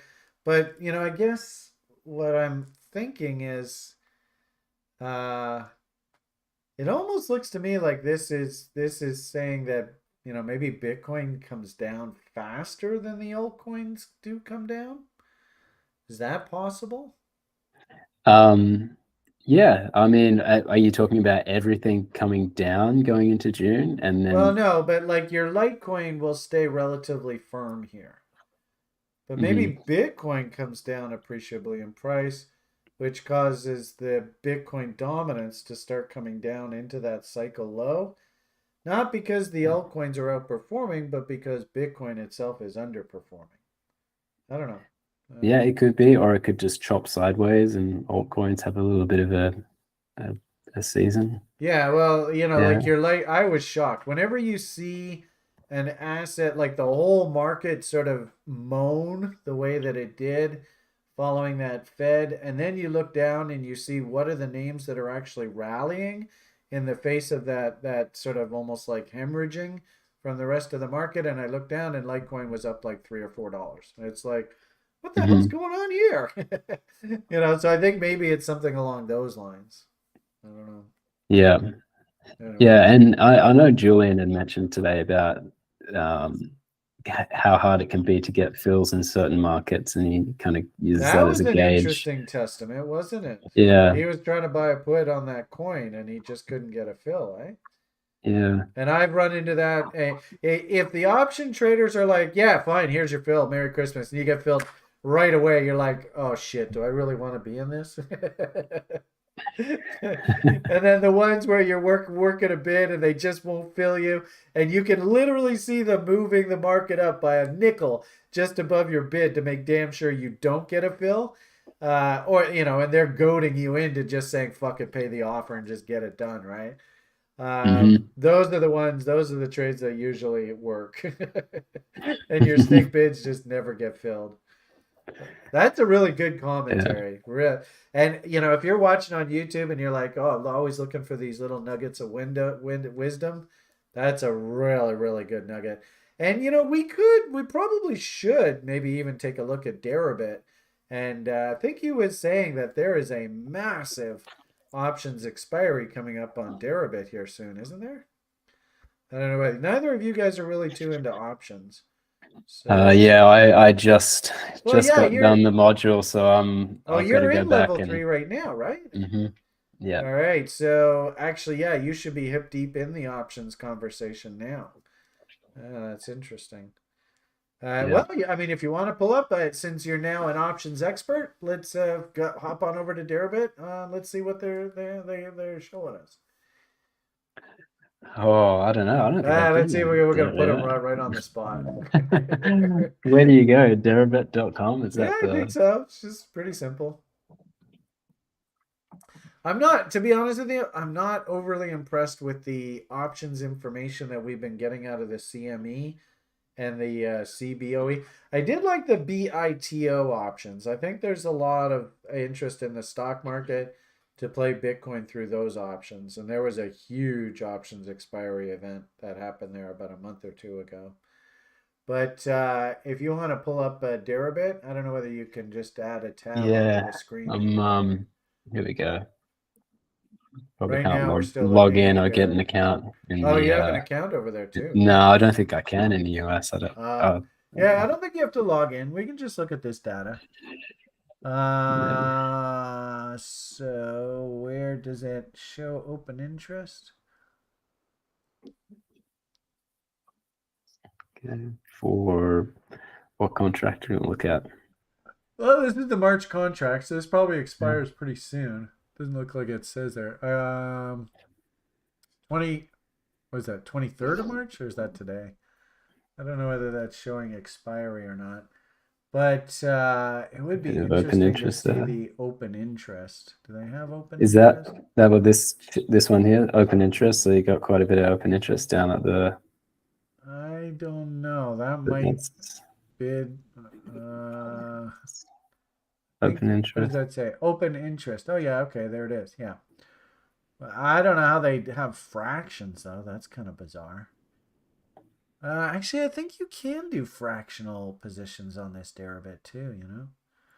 Anyway, so where's the heaviest, where's the puts? So the puts are on the right-hand side. Heaviest open interest appears to be the 26,000 level. So that's where I think they think that there's a floor in this thing, I guess. Nothing else really holds a candle to that, eh? So 26,000, and where are we on this thing? We're 27,369. So that says that we could still come down $1,000 or so. That in essence, that information right there on your right hand side of your screen, if you're watching this on YouTube and you're like, what the hell am I looking at? Usually what they do is they the puts, about 90 to 95% of all puts are written by institutional players. Very rarely does retail write put options.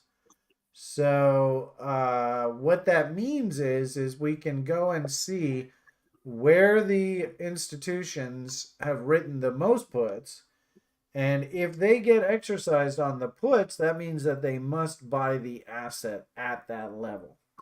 So institutional players considered the smart money. That in essence is a tell as to where the smart money is willing to buy Bitcoins here. So that's an interesting tell there. Basically, they're declaring a floor on Bitcoin price into this March expiry around 26 grand. Interesting. And I think what's the spot market? The spot market's 27,380. And it's interesting how I think Paul's chart said that well, actually when I look at my 4-hour volume profile, I can see that the POC basically, especially off of this, well, this is a 4-hour chart. The POC is 24, it's about 25,000. So in essence, what this is saying is institutions are willing to be long. They'll get filled on that dump into the POC, and that's basically where everybody else is long. So interesting. This is actually a really interesting 4-hour chart for Bitcoin off of these lows, because this is actually like a triple distribution. So I don't know whether you want to show. Do you want to share your screen? Well, okay, Yeah. I suppose we could do that. Have you basically said your piece? Yeah, pretty much. Yeah. All right. Appreciate it. Thanks. And aren't these guys turning into some pretty darn good traders? I mean, both of them in their own right. It's beautiful to watch the maturation of traders. That's the one thing that's been such a pleasure for me over this past 5-10 years, is just watching you guys all sort of blossom into your own individual characters and skill sets and what interests you, and watching you guys just as, you know, like, I don't know, Ben, you tell me. Do you see anybody else on the internet telling you sort of how do you actually start building a business of trading? I feel like I spent a lot of years going to a lot of different merry-go-rounds of kind of piecemeal advice, but nothing that really kind of was the whole package that holistically kind of gave you the tools to do it yourself rather than rely on someone. So I don't know everything that's out there, but I think you're certainly a gem out there. Cool. And it's been awesome to find you in TRI for sure. Cool. And it's so cool to see the difference like between you two. Remember Chris, he had his own definite flair. I wonder, I guess Paul, are you still thinking this is hard mode? Do you think Chris is coming back to the market? Or I guess it was Nick, wasn't it? It was Nick. Not yet. Not Still yet. hard mode. Because I remember Nick left us. He was like, "This is hard mode. I don't want to do this. I'm out of here." And it was perfect. So, do you still think we're in hard mode, Paul? Yeah, another couple of months at All least. right. So there you go. Anyway, on my screen here, so it's just interesting to see how Ben showed us that heaviest open interest in the put contract is just right in this area right here. So if maybe, we were kind of conjecturing earlier, and I think Paul said he had a bearish setup that he's working, that their objectives is down in this area. This is technically what we call the POC, or point of control. And you can see how it's the heaviest sort of place where everybody's done business. It's interesting too how that was off of our previous sort of consolidation zone. And what jumped out at me about this is what's called a triple distribution. So you've got actually a mini profile there where you're going to see guys who will short up here and they'll buy down here. We also have this profile here. So traders will buy and sell here, and they will buy and sell here. So that's a second distribution. But you can see this is, I mean, hell, you could even say this is quadruple, but maybe we'll just leave it. This is a triple distribution chart. So unfortunately, what this tells me is there is a hell of a lot of unfinished business in all of this. So I'm wondering, does Bitcoin have to come down here? Ideally, this profile, when this profile, and if somebody take a screenshot of this, this is excellent learning material for all of you people. When this profile ultimately looks like this, and this is just a brick wall of volume, everything's filled in here, then you know that price has fully explored this range and it's ready to move to a new location. Quite often the process of getting to that point, which doesn't happen in a straight line, folks, it's a lot of back and forth. But usually what ends up happening is the profile wants to look like a parabola, where remember we talked about the POC. And so the price, I might even argue right now, will probably be trapped in this zone for the next little while as we fill all of this in. Then if we start to lose, like the POC, then we'll probably have to spend an equal amount of time down here filling all of this in. And then when this whole darn thing looks like a brick, then we're ready to explore a new level. So interesting how the boys are talking about that Bitcoin dominance and how maybe it looks like it could back off a little bit. Maybe it's just simply because Bitcoin's got to calm down here a little bit and do a bit of backfilling. This would be the definition of what we call backfilling. So anyway, should be interesting to see what happens. I will say for the record, this 4-hour bar, this is technically Harami. So the Harami signal that sort of says that the selling has stopped means price trades through this high. You see up here, 27,500. This candle's high here, 27,513. So interesting how Harami did fire there.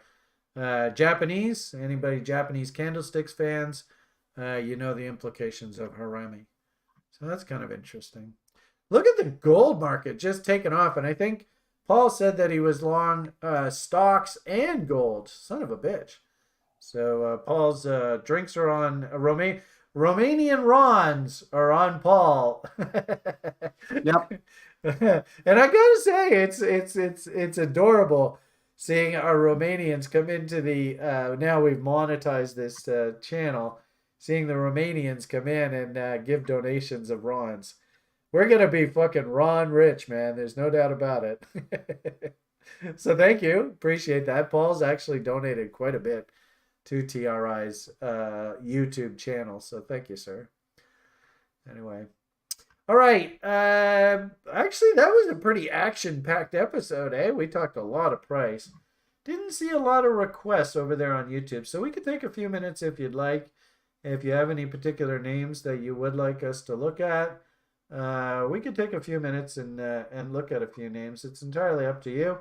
Or we can just call it a day and leave it at that because it is technically 2 hours. And I would like to have the show around that sort of limit. So why don't we go and look at what the leaderboard shows? And of course, it shows Paul's killing it once again. Just luck. Nah, well, those that are good are lucky, and those that are lucky are often really good. You ever heard that expression before? No. What I would say is while we're doing that and lamenting about how Brian just can't get out of his own way, I'll give you an opportunity to post a name in the YouTube chat there. If you would like us to look at something, feel free to write it down. So, with that said, let's see how we did on our leaderboard. I guess somebody did you do that? You put in that extra row there? You. I guess it's one of you. Somebody did it. Yeah, I put it in there. Yeah, so the colors need to be reset. Yeah. That's cool. So actually I wiped that out, didn't I? Knucklehead. So there's Paul and his Magic Ron carpet ride. Just being a boss. Way to go, boss.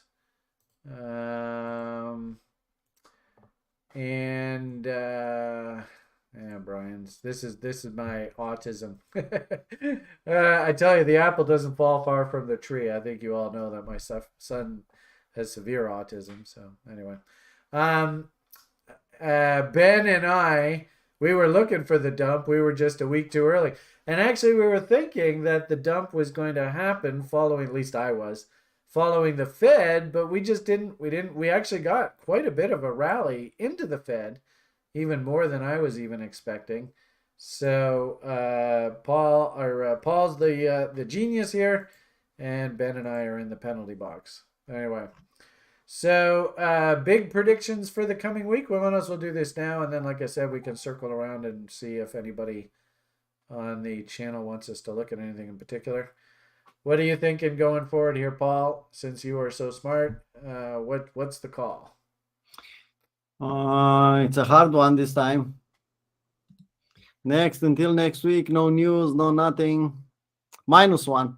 -1. All right. Yeah. So, whoops. Multiplied by what? Bitcoin's going to the moon. That's the moon designation. No, that's not what we want to put. We want to put a minus sign. What was that? -1. No, -14. No. All right, there we go. All right, and Ben, what are you thinking here, buddy? I was thinking -1 too, but I don't want to jinx it. Maybe I'll go 0. 0 even. All right, so a big unchanged, eh? All right. What happened there? And the Beamish, actually, I really like that options expiry idea. Interesting how I think, what was the date of that options expiry? Was it through the week or was it the 31st of March? I didn't see. Ben, do you still have that page up? Yeah, I do. Can't see whereabouts it might be. Well, I'll send you the link. Are you still screen sharing? We can always just jump back over and I can look at your screen. Yeah, or I can send you the link. Okay, yeah. Fine. Here we go. Just screen share. That makes it easy. Yeah. Here he comes. All right. So it said there 23rd March, 23 March, 24, 31. Wow, it looks like are there like multiple expiries? I think so, eh? So maybe 20. So there we go. There's that 31st of March. Yeah. So what's the heaviest open interest on the puts there? Oh, wow. What a different image. This is the image we should have been looking at. Yeah, open interest. Where's the heaviest puts? It's 38 there. 3,800? I think, well, yeah, around, well, at 19, there's 3,800 up 37. there, up at 19, 3,400 And at then 20. Ooh, 30. 38. Yeah, okay, 25. Actually, I think that's exactly Paul's target, isn't it? Paul, can you pull up your that tweet? You and your assistant over at your site did that chart. What was the Yeah. price objective there? 1 second. Please? Sorry. Don't mean to be 25 200. Something like 25, that. 200. All right. Well, that lines up perfectly with Ben's open interest there then. All Yeah. right. So I'm going to be looking for 25 and change. So that's, I'll head back on over to this screen now. So that would be a drop of about, maybe 10%. Probably, interestingly enough, a little bit less than what we rallied. So what does that mean? I think I got to go with, we get a -2 if we have a 10% drop rate, but I don't think it's going to be 10%. I think it's going to be between 5 and 10%. So what would that be? I think that's a -1, isn't it? Is that how our little system works here? I guess. I'll take it. All right. So I'll go minus, what did I say? I do see, well, I'll go -1. I'll join Paul. Hey, if I join Paul, then at least I got a chance of being right once in a blue moon, eh? That's pretty Or I have a chance to be wrong. Well, you're the funded prop trader, man. I wouldn't bet against you. Yeah, but I have to trade setups on that. It's all good. It's all good. All right, so we got a couple negatives. Now that the Fed event has happened, I get I put out a tweet today. I hate to say it, but this is almost getting a bit cliche here, Mr. Powell. But we just got FUMC'd again. It's remarkable how consistent this guy is. So there you go. Yeah, we do have our names, right? I mean, we've been doing this so long that the middle column originally was Derek. And actually, not interesting. I guess we don't have Nick on here. But anyway, I guess, Ben, did you take over for Nick? Is that how this went? I can't even remember. Anyway, so there were our original... Oh, sorry. Go ahead. Yeah, I can't remember. I remember we used to have one there for Nick. Yeah, well, maybe that was this one over here. But anyway, so there were our original panelists, and Paul joined us a while ago. Look at that. So Paul's actually been with us for a full year. Well, not quite. Yep. 11 months. So Paul's been a panelist for quite a while here, and it's fascinating. Paul was uber bullish for quite some time, and then he actually did get a little skittish here recently, but now he's flipped. Oh, no, actually, no, yeah, you can see he's starting to be a little bit bearish again. So let's make all the colors all nice and pretty. And, just keep in mind, folks, this is really more just for fun than anything else. If anything, this was a really, really good testament in why you really shouldn't trade your opinions, because 9 times out of 10, our opinions are wrong. And it's painful, and it sucks, and it's embarrassing, but it's the number one reason why I tell people don't trade your opinions. You're asking for trouble. Paul, what are we supposed to trade? How does that line go? Setups. Just like setups, one word. Just that's it. Yeah. I mean, that's the whole reason why I teach the program the way that I do. Is we always say in this business, your opinion is worthless. Your setups are priceless. So if you can remember that line, there's another line for your journal if you're watching this for the first time. So. All right. Did we have any requests? Said asked us to look at SOS. I don't know if that's is that a cryptocurrency or a stock or what? Where should we look at this? SOS. What does SOS mean? What is it? Where does it trade? I mean, I know. And what are you guys thinking about exchange risk these days? How's Binance? You think Binance is pretty bulletproof these days? Still, Paul? Yeah, it's okay. From my Alright. point of view, I'm okay with Binance. All right. Sade, where do you want us to look at this? Because it doesn't even have it on Binance. So actually, I got a notice recently that Canada has officially shit on OKCoin. So Canada's it's remarkable to watch how Canada is just one. Canada is the ultimate expression of the Rothschilds' wet dream. It is the most perfectly, completely cartel, 1% oligopoly society. I'm actually shocked as I go through my life to see how remarkable and what's scary is that the world looks at Canada as some sort of utopian dream country. And like immigration, if I think Vancouver again was listed as like one of the most desirable cities in the world to live in. I don't know whether people who have not experienced the hyperinflation here appreciate how expensive it is to live here, but it's shocking how it's being billed as like the utopia, and yet it's remarkable how absolutely insanely controlled this society is. So as I said, Canada just took a big shit on OKCoin. So anyway, I mean that really shouldn't have surprised us, but anyway. Okay, so SOS versus USDT. I guess we'll look at it versus Tether. And who knows how long Tether lasts in all of this nonsense. But anyway, there you go. Well, it's an interesting looking chart. There's certain letters of the alphabet that get Brian excited. So fascinating to see this W down here. And actually, this even looks like a W within a W here, right?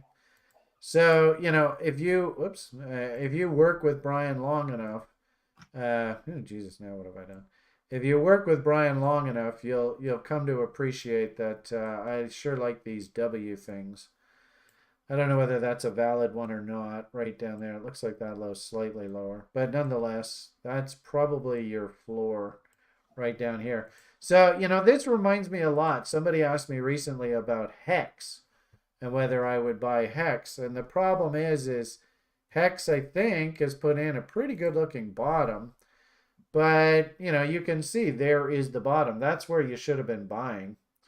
Can you come in on the buy side here now?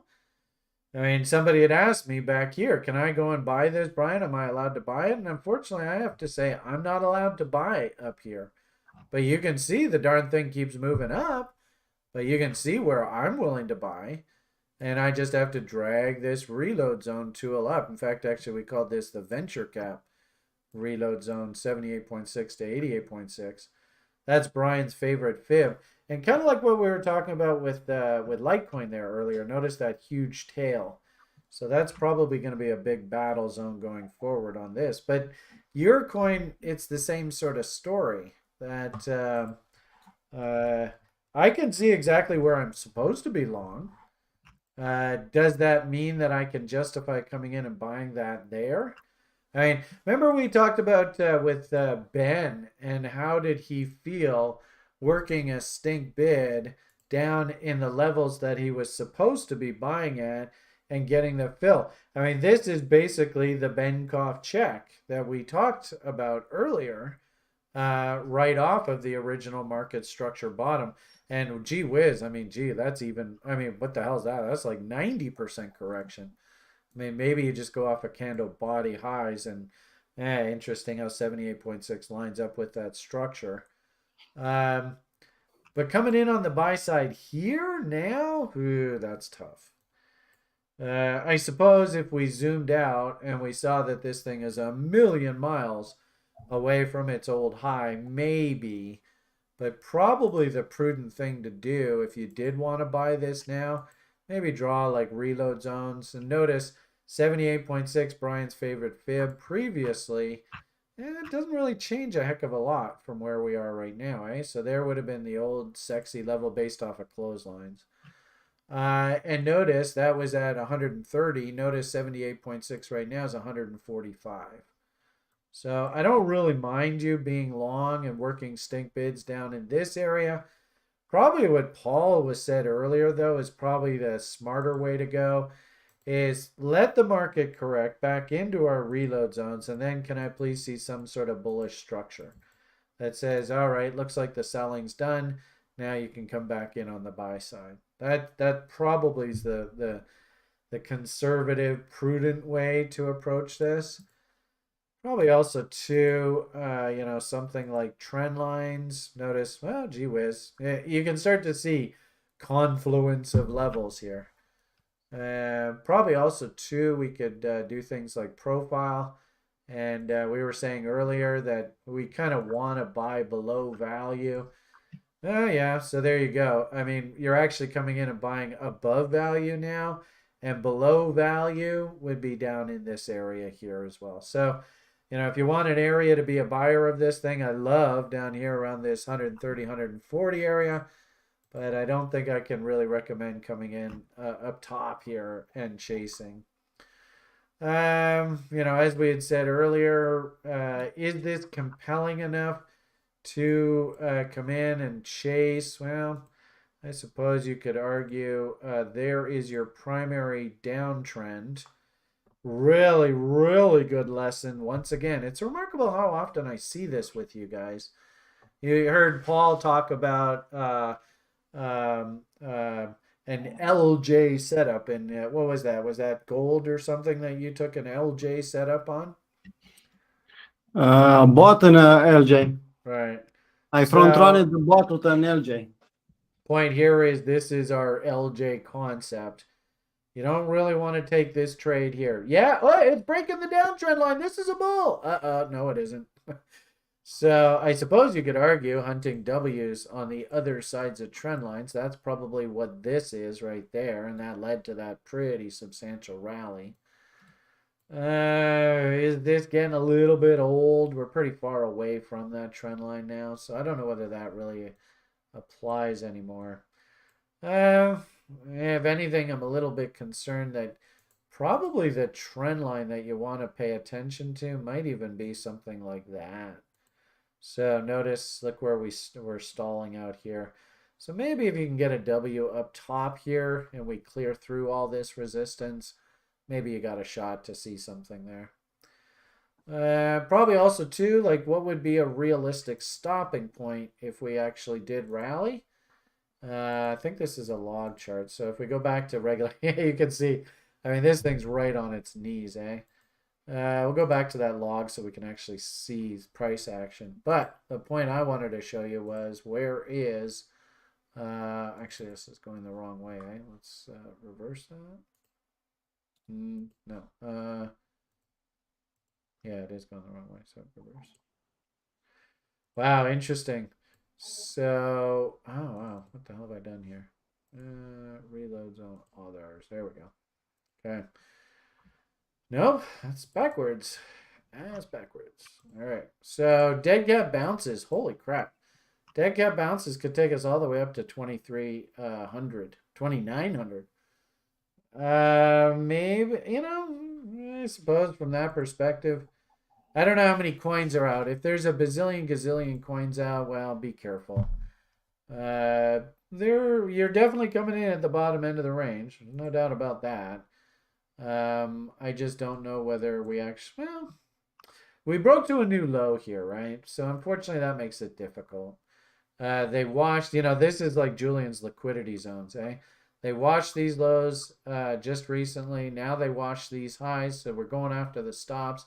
So I think I'm going to stick with my original thesis and just say, if we can get a pullback against these lows below value and you see a W, great. That's not a bad idea to take a real good look at this.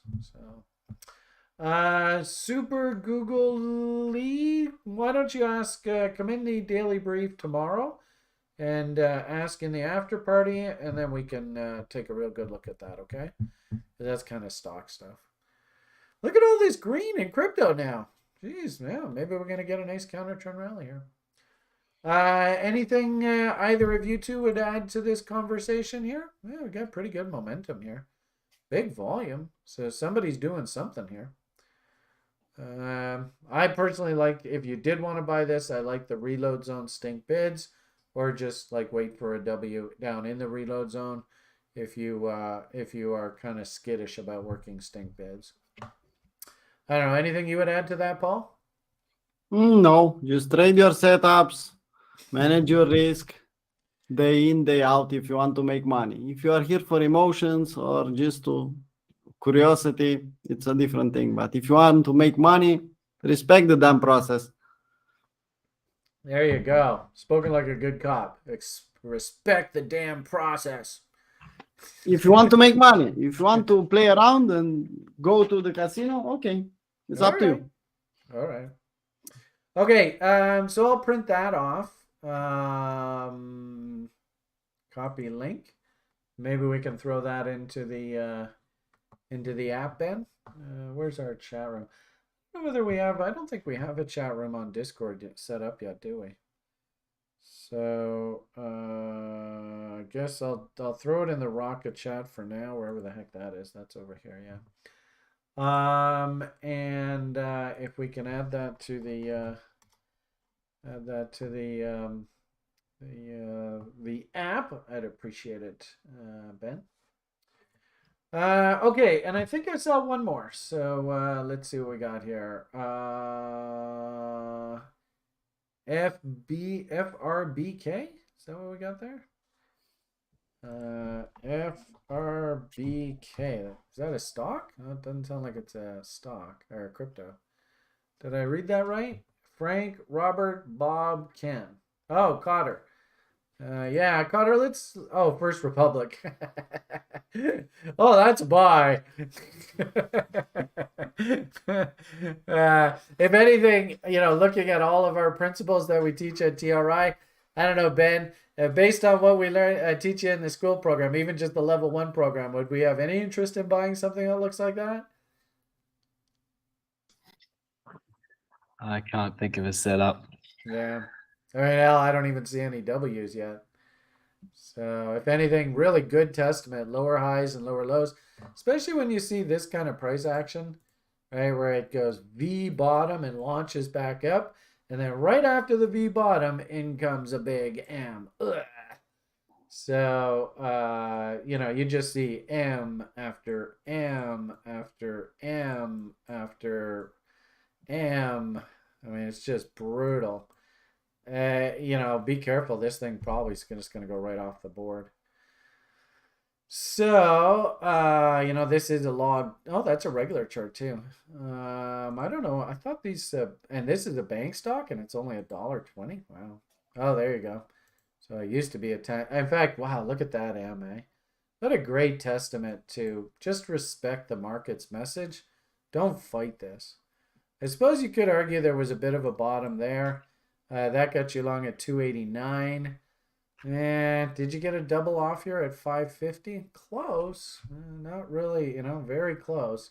That was probably a manufactured trade. But with the breaking of those lows right now, if you were speculating in this, I think you got to walk away. This is really, really dangerous stuff. Now they're actually breaking these old lows, see?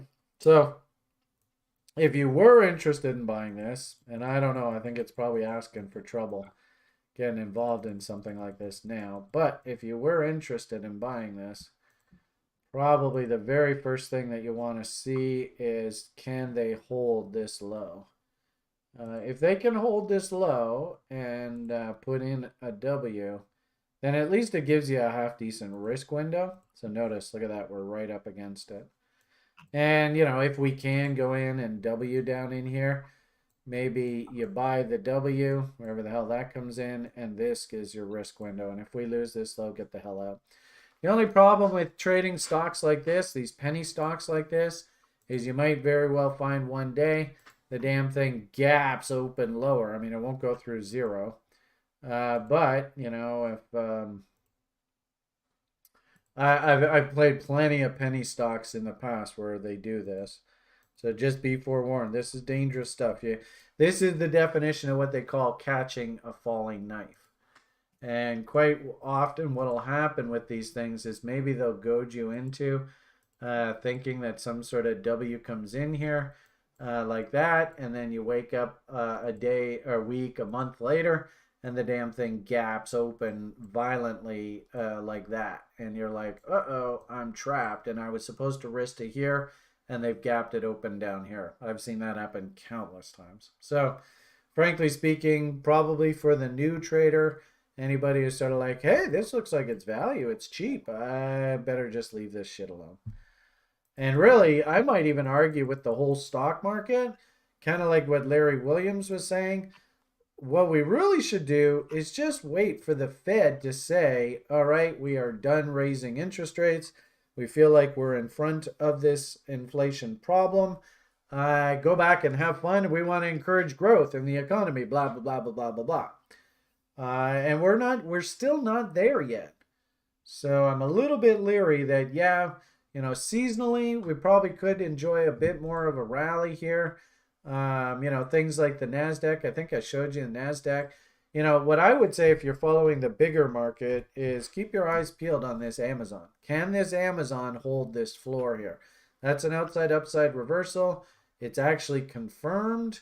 So does this thing have legs? Unfortunately, look at the backdrop. Really what probably should happen here and probably into the summer is we probably have, let's get this right. And really I should be talking about this in the after party. This is supposed to be a crypto show, so we really, let's finish it at this. Probably this is a really good example that into our seasonal peak, sell in May and walk away and all that kind of talk. What we're probably going to do is rally up and kiss the underside of value low here. And probably we should tag 38.2s and into Collins dump chaser zone. Notice there is a cute little gap right there. There's also another gap there. So this rally window into Collins dump chaser zone, that's probably an opportunity to strap shorts back on heading into the July dump window that I expect. So anyway, we'll see what happens. Only time will tell. So why don't we finish off this pretty good episode. I think everybody said their piece. We got in a couple names. I guess only one crypto name. Good to see that at least you guys are not chasing. I don't have to go, what the hell are you doing thinking about buying that? I mean, at least you're at the bottom end of the ranges, so that's good. And you can see all these alerts. In fact, I had an alert go off on Zen earlier today. And I just sort of was like, okay, well, I'll just keep it in mind. Let's see what happens. So interesting, there's Zen coming up against Mr. 78.6. Probably like what, Paul was saying there earlier is, you can work a stink bid here, but does this turn into an M and we start cascading our way lower? That could very easily happen. But it is interesting that I did actually have one of the names that I'm interested in actually start to spit up signals that it's in a buying zone. So we'll keep an eye on that, how that's going. Okay, I think we'll probably leave it at that. Closing thoughts. Make this nice and short and sweet. Paul, I think you summarized it in about 4 words. Closing thoughts from you, sir? Trade your setups. Only fewer words if you want. Yeah, trade your setup. If setup is 1 word, then that's 3 words. If setup is 2 words, then it's 4. Yeah, okay. All right. At least he's consistent, eh? I mean, that's got to be saying something. Hit the like button and subscribe. There's only 20 or 30 of you. You guys must have gotten some value out of this. I'm actually a bit surprised that the likes are so low there. Joshua said, how should we treat this trading thing? Treat it like a business. Yeah, give us your tagline, sir. I already did that. Yeah, you missed it, Joshua. Yeah. Sorry, Josh. Next time. He only says it once. Yeah, I'm not allowed to say it twice in the same live stream. Oh, you're not, huh? Oh, okay. Hey, you can always, I don't have a problem with you saying good, logical, sound analysis. You can say it 100 times over as far as I'm concerned. Yeah. Anyway, so Paul said his piece. On to the next one. Ben, closing thoughts for these good people? Thinking of you and Liam tomorrow. Hope you have a great day together. Thank you, sir. Always appreciate those kind words. Yeah. And if you're struggling with your setup, make sure you keep a diary and a good log so you can go back and figure out what's wrong. Oh, excellent. Journals, journals. That's number one thing that we get people doing right out of the gate, level one. You have to keep a trading journal. And what, interestingly enough, in fact, why don't we, as a fun treat, um, what I found in both, remember, I was a full service broker for a very long time. And I was also a prop trader, and I also trade my own money. I don't really do the professional trading nowadays. I just sort of manage my own money. Also, I run a couple portfolios for TRI, but the one thing that usually derails people is they end up actually making the same mistakes over and over and over. So I'll leave this with you. It's kind of a fun treat. As Ben was saying, won't go too much into detail over this, but in our trading utilities in our library, the one thing that will probably help you get beyond making the same mistake over and over and over is this concept called the demon finder. So, if you really do want to treat your business like a business, treat your trading like a business, if you really do want to take your trading to the next level, and you want to try and attack, why are you screwing up? Why are you making mistakes? A document like this is absolutely invaluable. So there is the link. I just did a screenshot of this. Go ahead and create your own document. If you're on TRI, hop in the library and grab this. And literally every single trade go through. Did I do the trade the way that the setup actually tells me how to act? Where did I run up? And the interesting thing is that there are two very distinct ways to screw this thing up. Most of the time, actually, we're pretty good at identifying setups and identifying the criteria that we've sort of predetermined to get us to act. And where we screw up is our silly monkey brains. And our monkey brains, remember, we're built by this, this alien civilization as a slave race that was just supposed to be the workers to mine the gold for them. So we're not actually built to be that intelligent. We have to constantly be monitoring ourselves for this sort of monkey part of our DNA coming out and dominating, or the fight or flight kind of mentality. What kept us alive when we were like Neanderthals out on the savannah getting chased by saber-toothed tigers and all that kind of craziness. And 9 times out of 10, your mistakes are all about your behavior. And the only way that you can really attack that is you have to actually do a document like this to identify where you're screwing up. And then, I was telling site members here recently that, one of the guys that I used to work with years and years and years ago, he used to actually make us write down exactly how much those mistakes were costing us. And it was painful to look at how much money you lost just because you were acting emotionally in the marketplace. And of course, you can't get a job as a prop trader acting emotionally. So the fact that Paul has passed a prop trading sort of testing means that he's got control of himself. And probably if you look at his trading, you don't see a hell of a lot of these kind of simple mistakes that most new people and most not even new people, even old timers like myself that get fat and lazy and overconfident, we start making these kind of mistakes. And then you're like, what the fuck am I screwing up so much? Usually a document like this will actually reveal exactly what it's all about. So go and grab this document. I gave you the link there in the chat. Maybe I'll throw it in the description as well. Nice little ending treat for you. How do you actually address the mistakes that you make?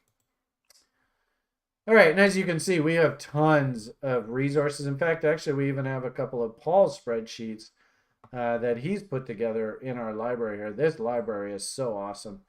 I mean, it's just a world of information right at your fingertips. And oh, by the way, did I mention we're moving to Discord? Ah! All right. Why don't we leave it at that? Thank you so much, Paul. Great presentation as always. Thank you very much, Ben. Great analysis and Litecoin prognostications. Nice group effort here tonight. I think we all got a piece in. Beamish did talk quite a bit, so my apologies if I talk too much tonight, but we're just trying our best. PMA for the win. Look out for those new Coinigy. We're going to revamp and get the old Bitcoin and altcoin trading talk shows back up and running with Coinigy. So super optimistic, looking forward to that. Lots of stuff going on TRI. Of course, we've got our dashboard just kicking it. You know, 5s and 6s. You've heard me talk lots about that. Getting big bullish key reversal signals and big chunky US name brand stocks that are tech related. And of course, we've talked about how tech and crypto often move in unison. I think the only issue right now with regard specifically to crypto is it does look like the 1% is trying to remove crypto from the US banking system right now. And I think that's half of sort of the sort of angst in the space right now. So anyway, we'll see how that goes. Okay, everybody, have yourselves a great rest of your day, afternoon, evening, wherever you are in the world. PMA for the win. Thank you, everybody, for your awesome participation. Slow and steady wins the race. And as Paul says, put your opinions away and trade your setups. Have yourselves an awesome rest of your day. All the best. And the only thing left for Brian to say at this point is a big bye.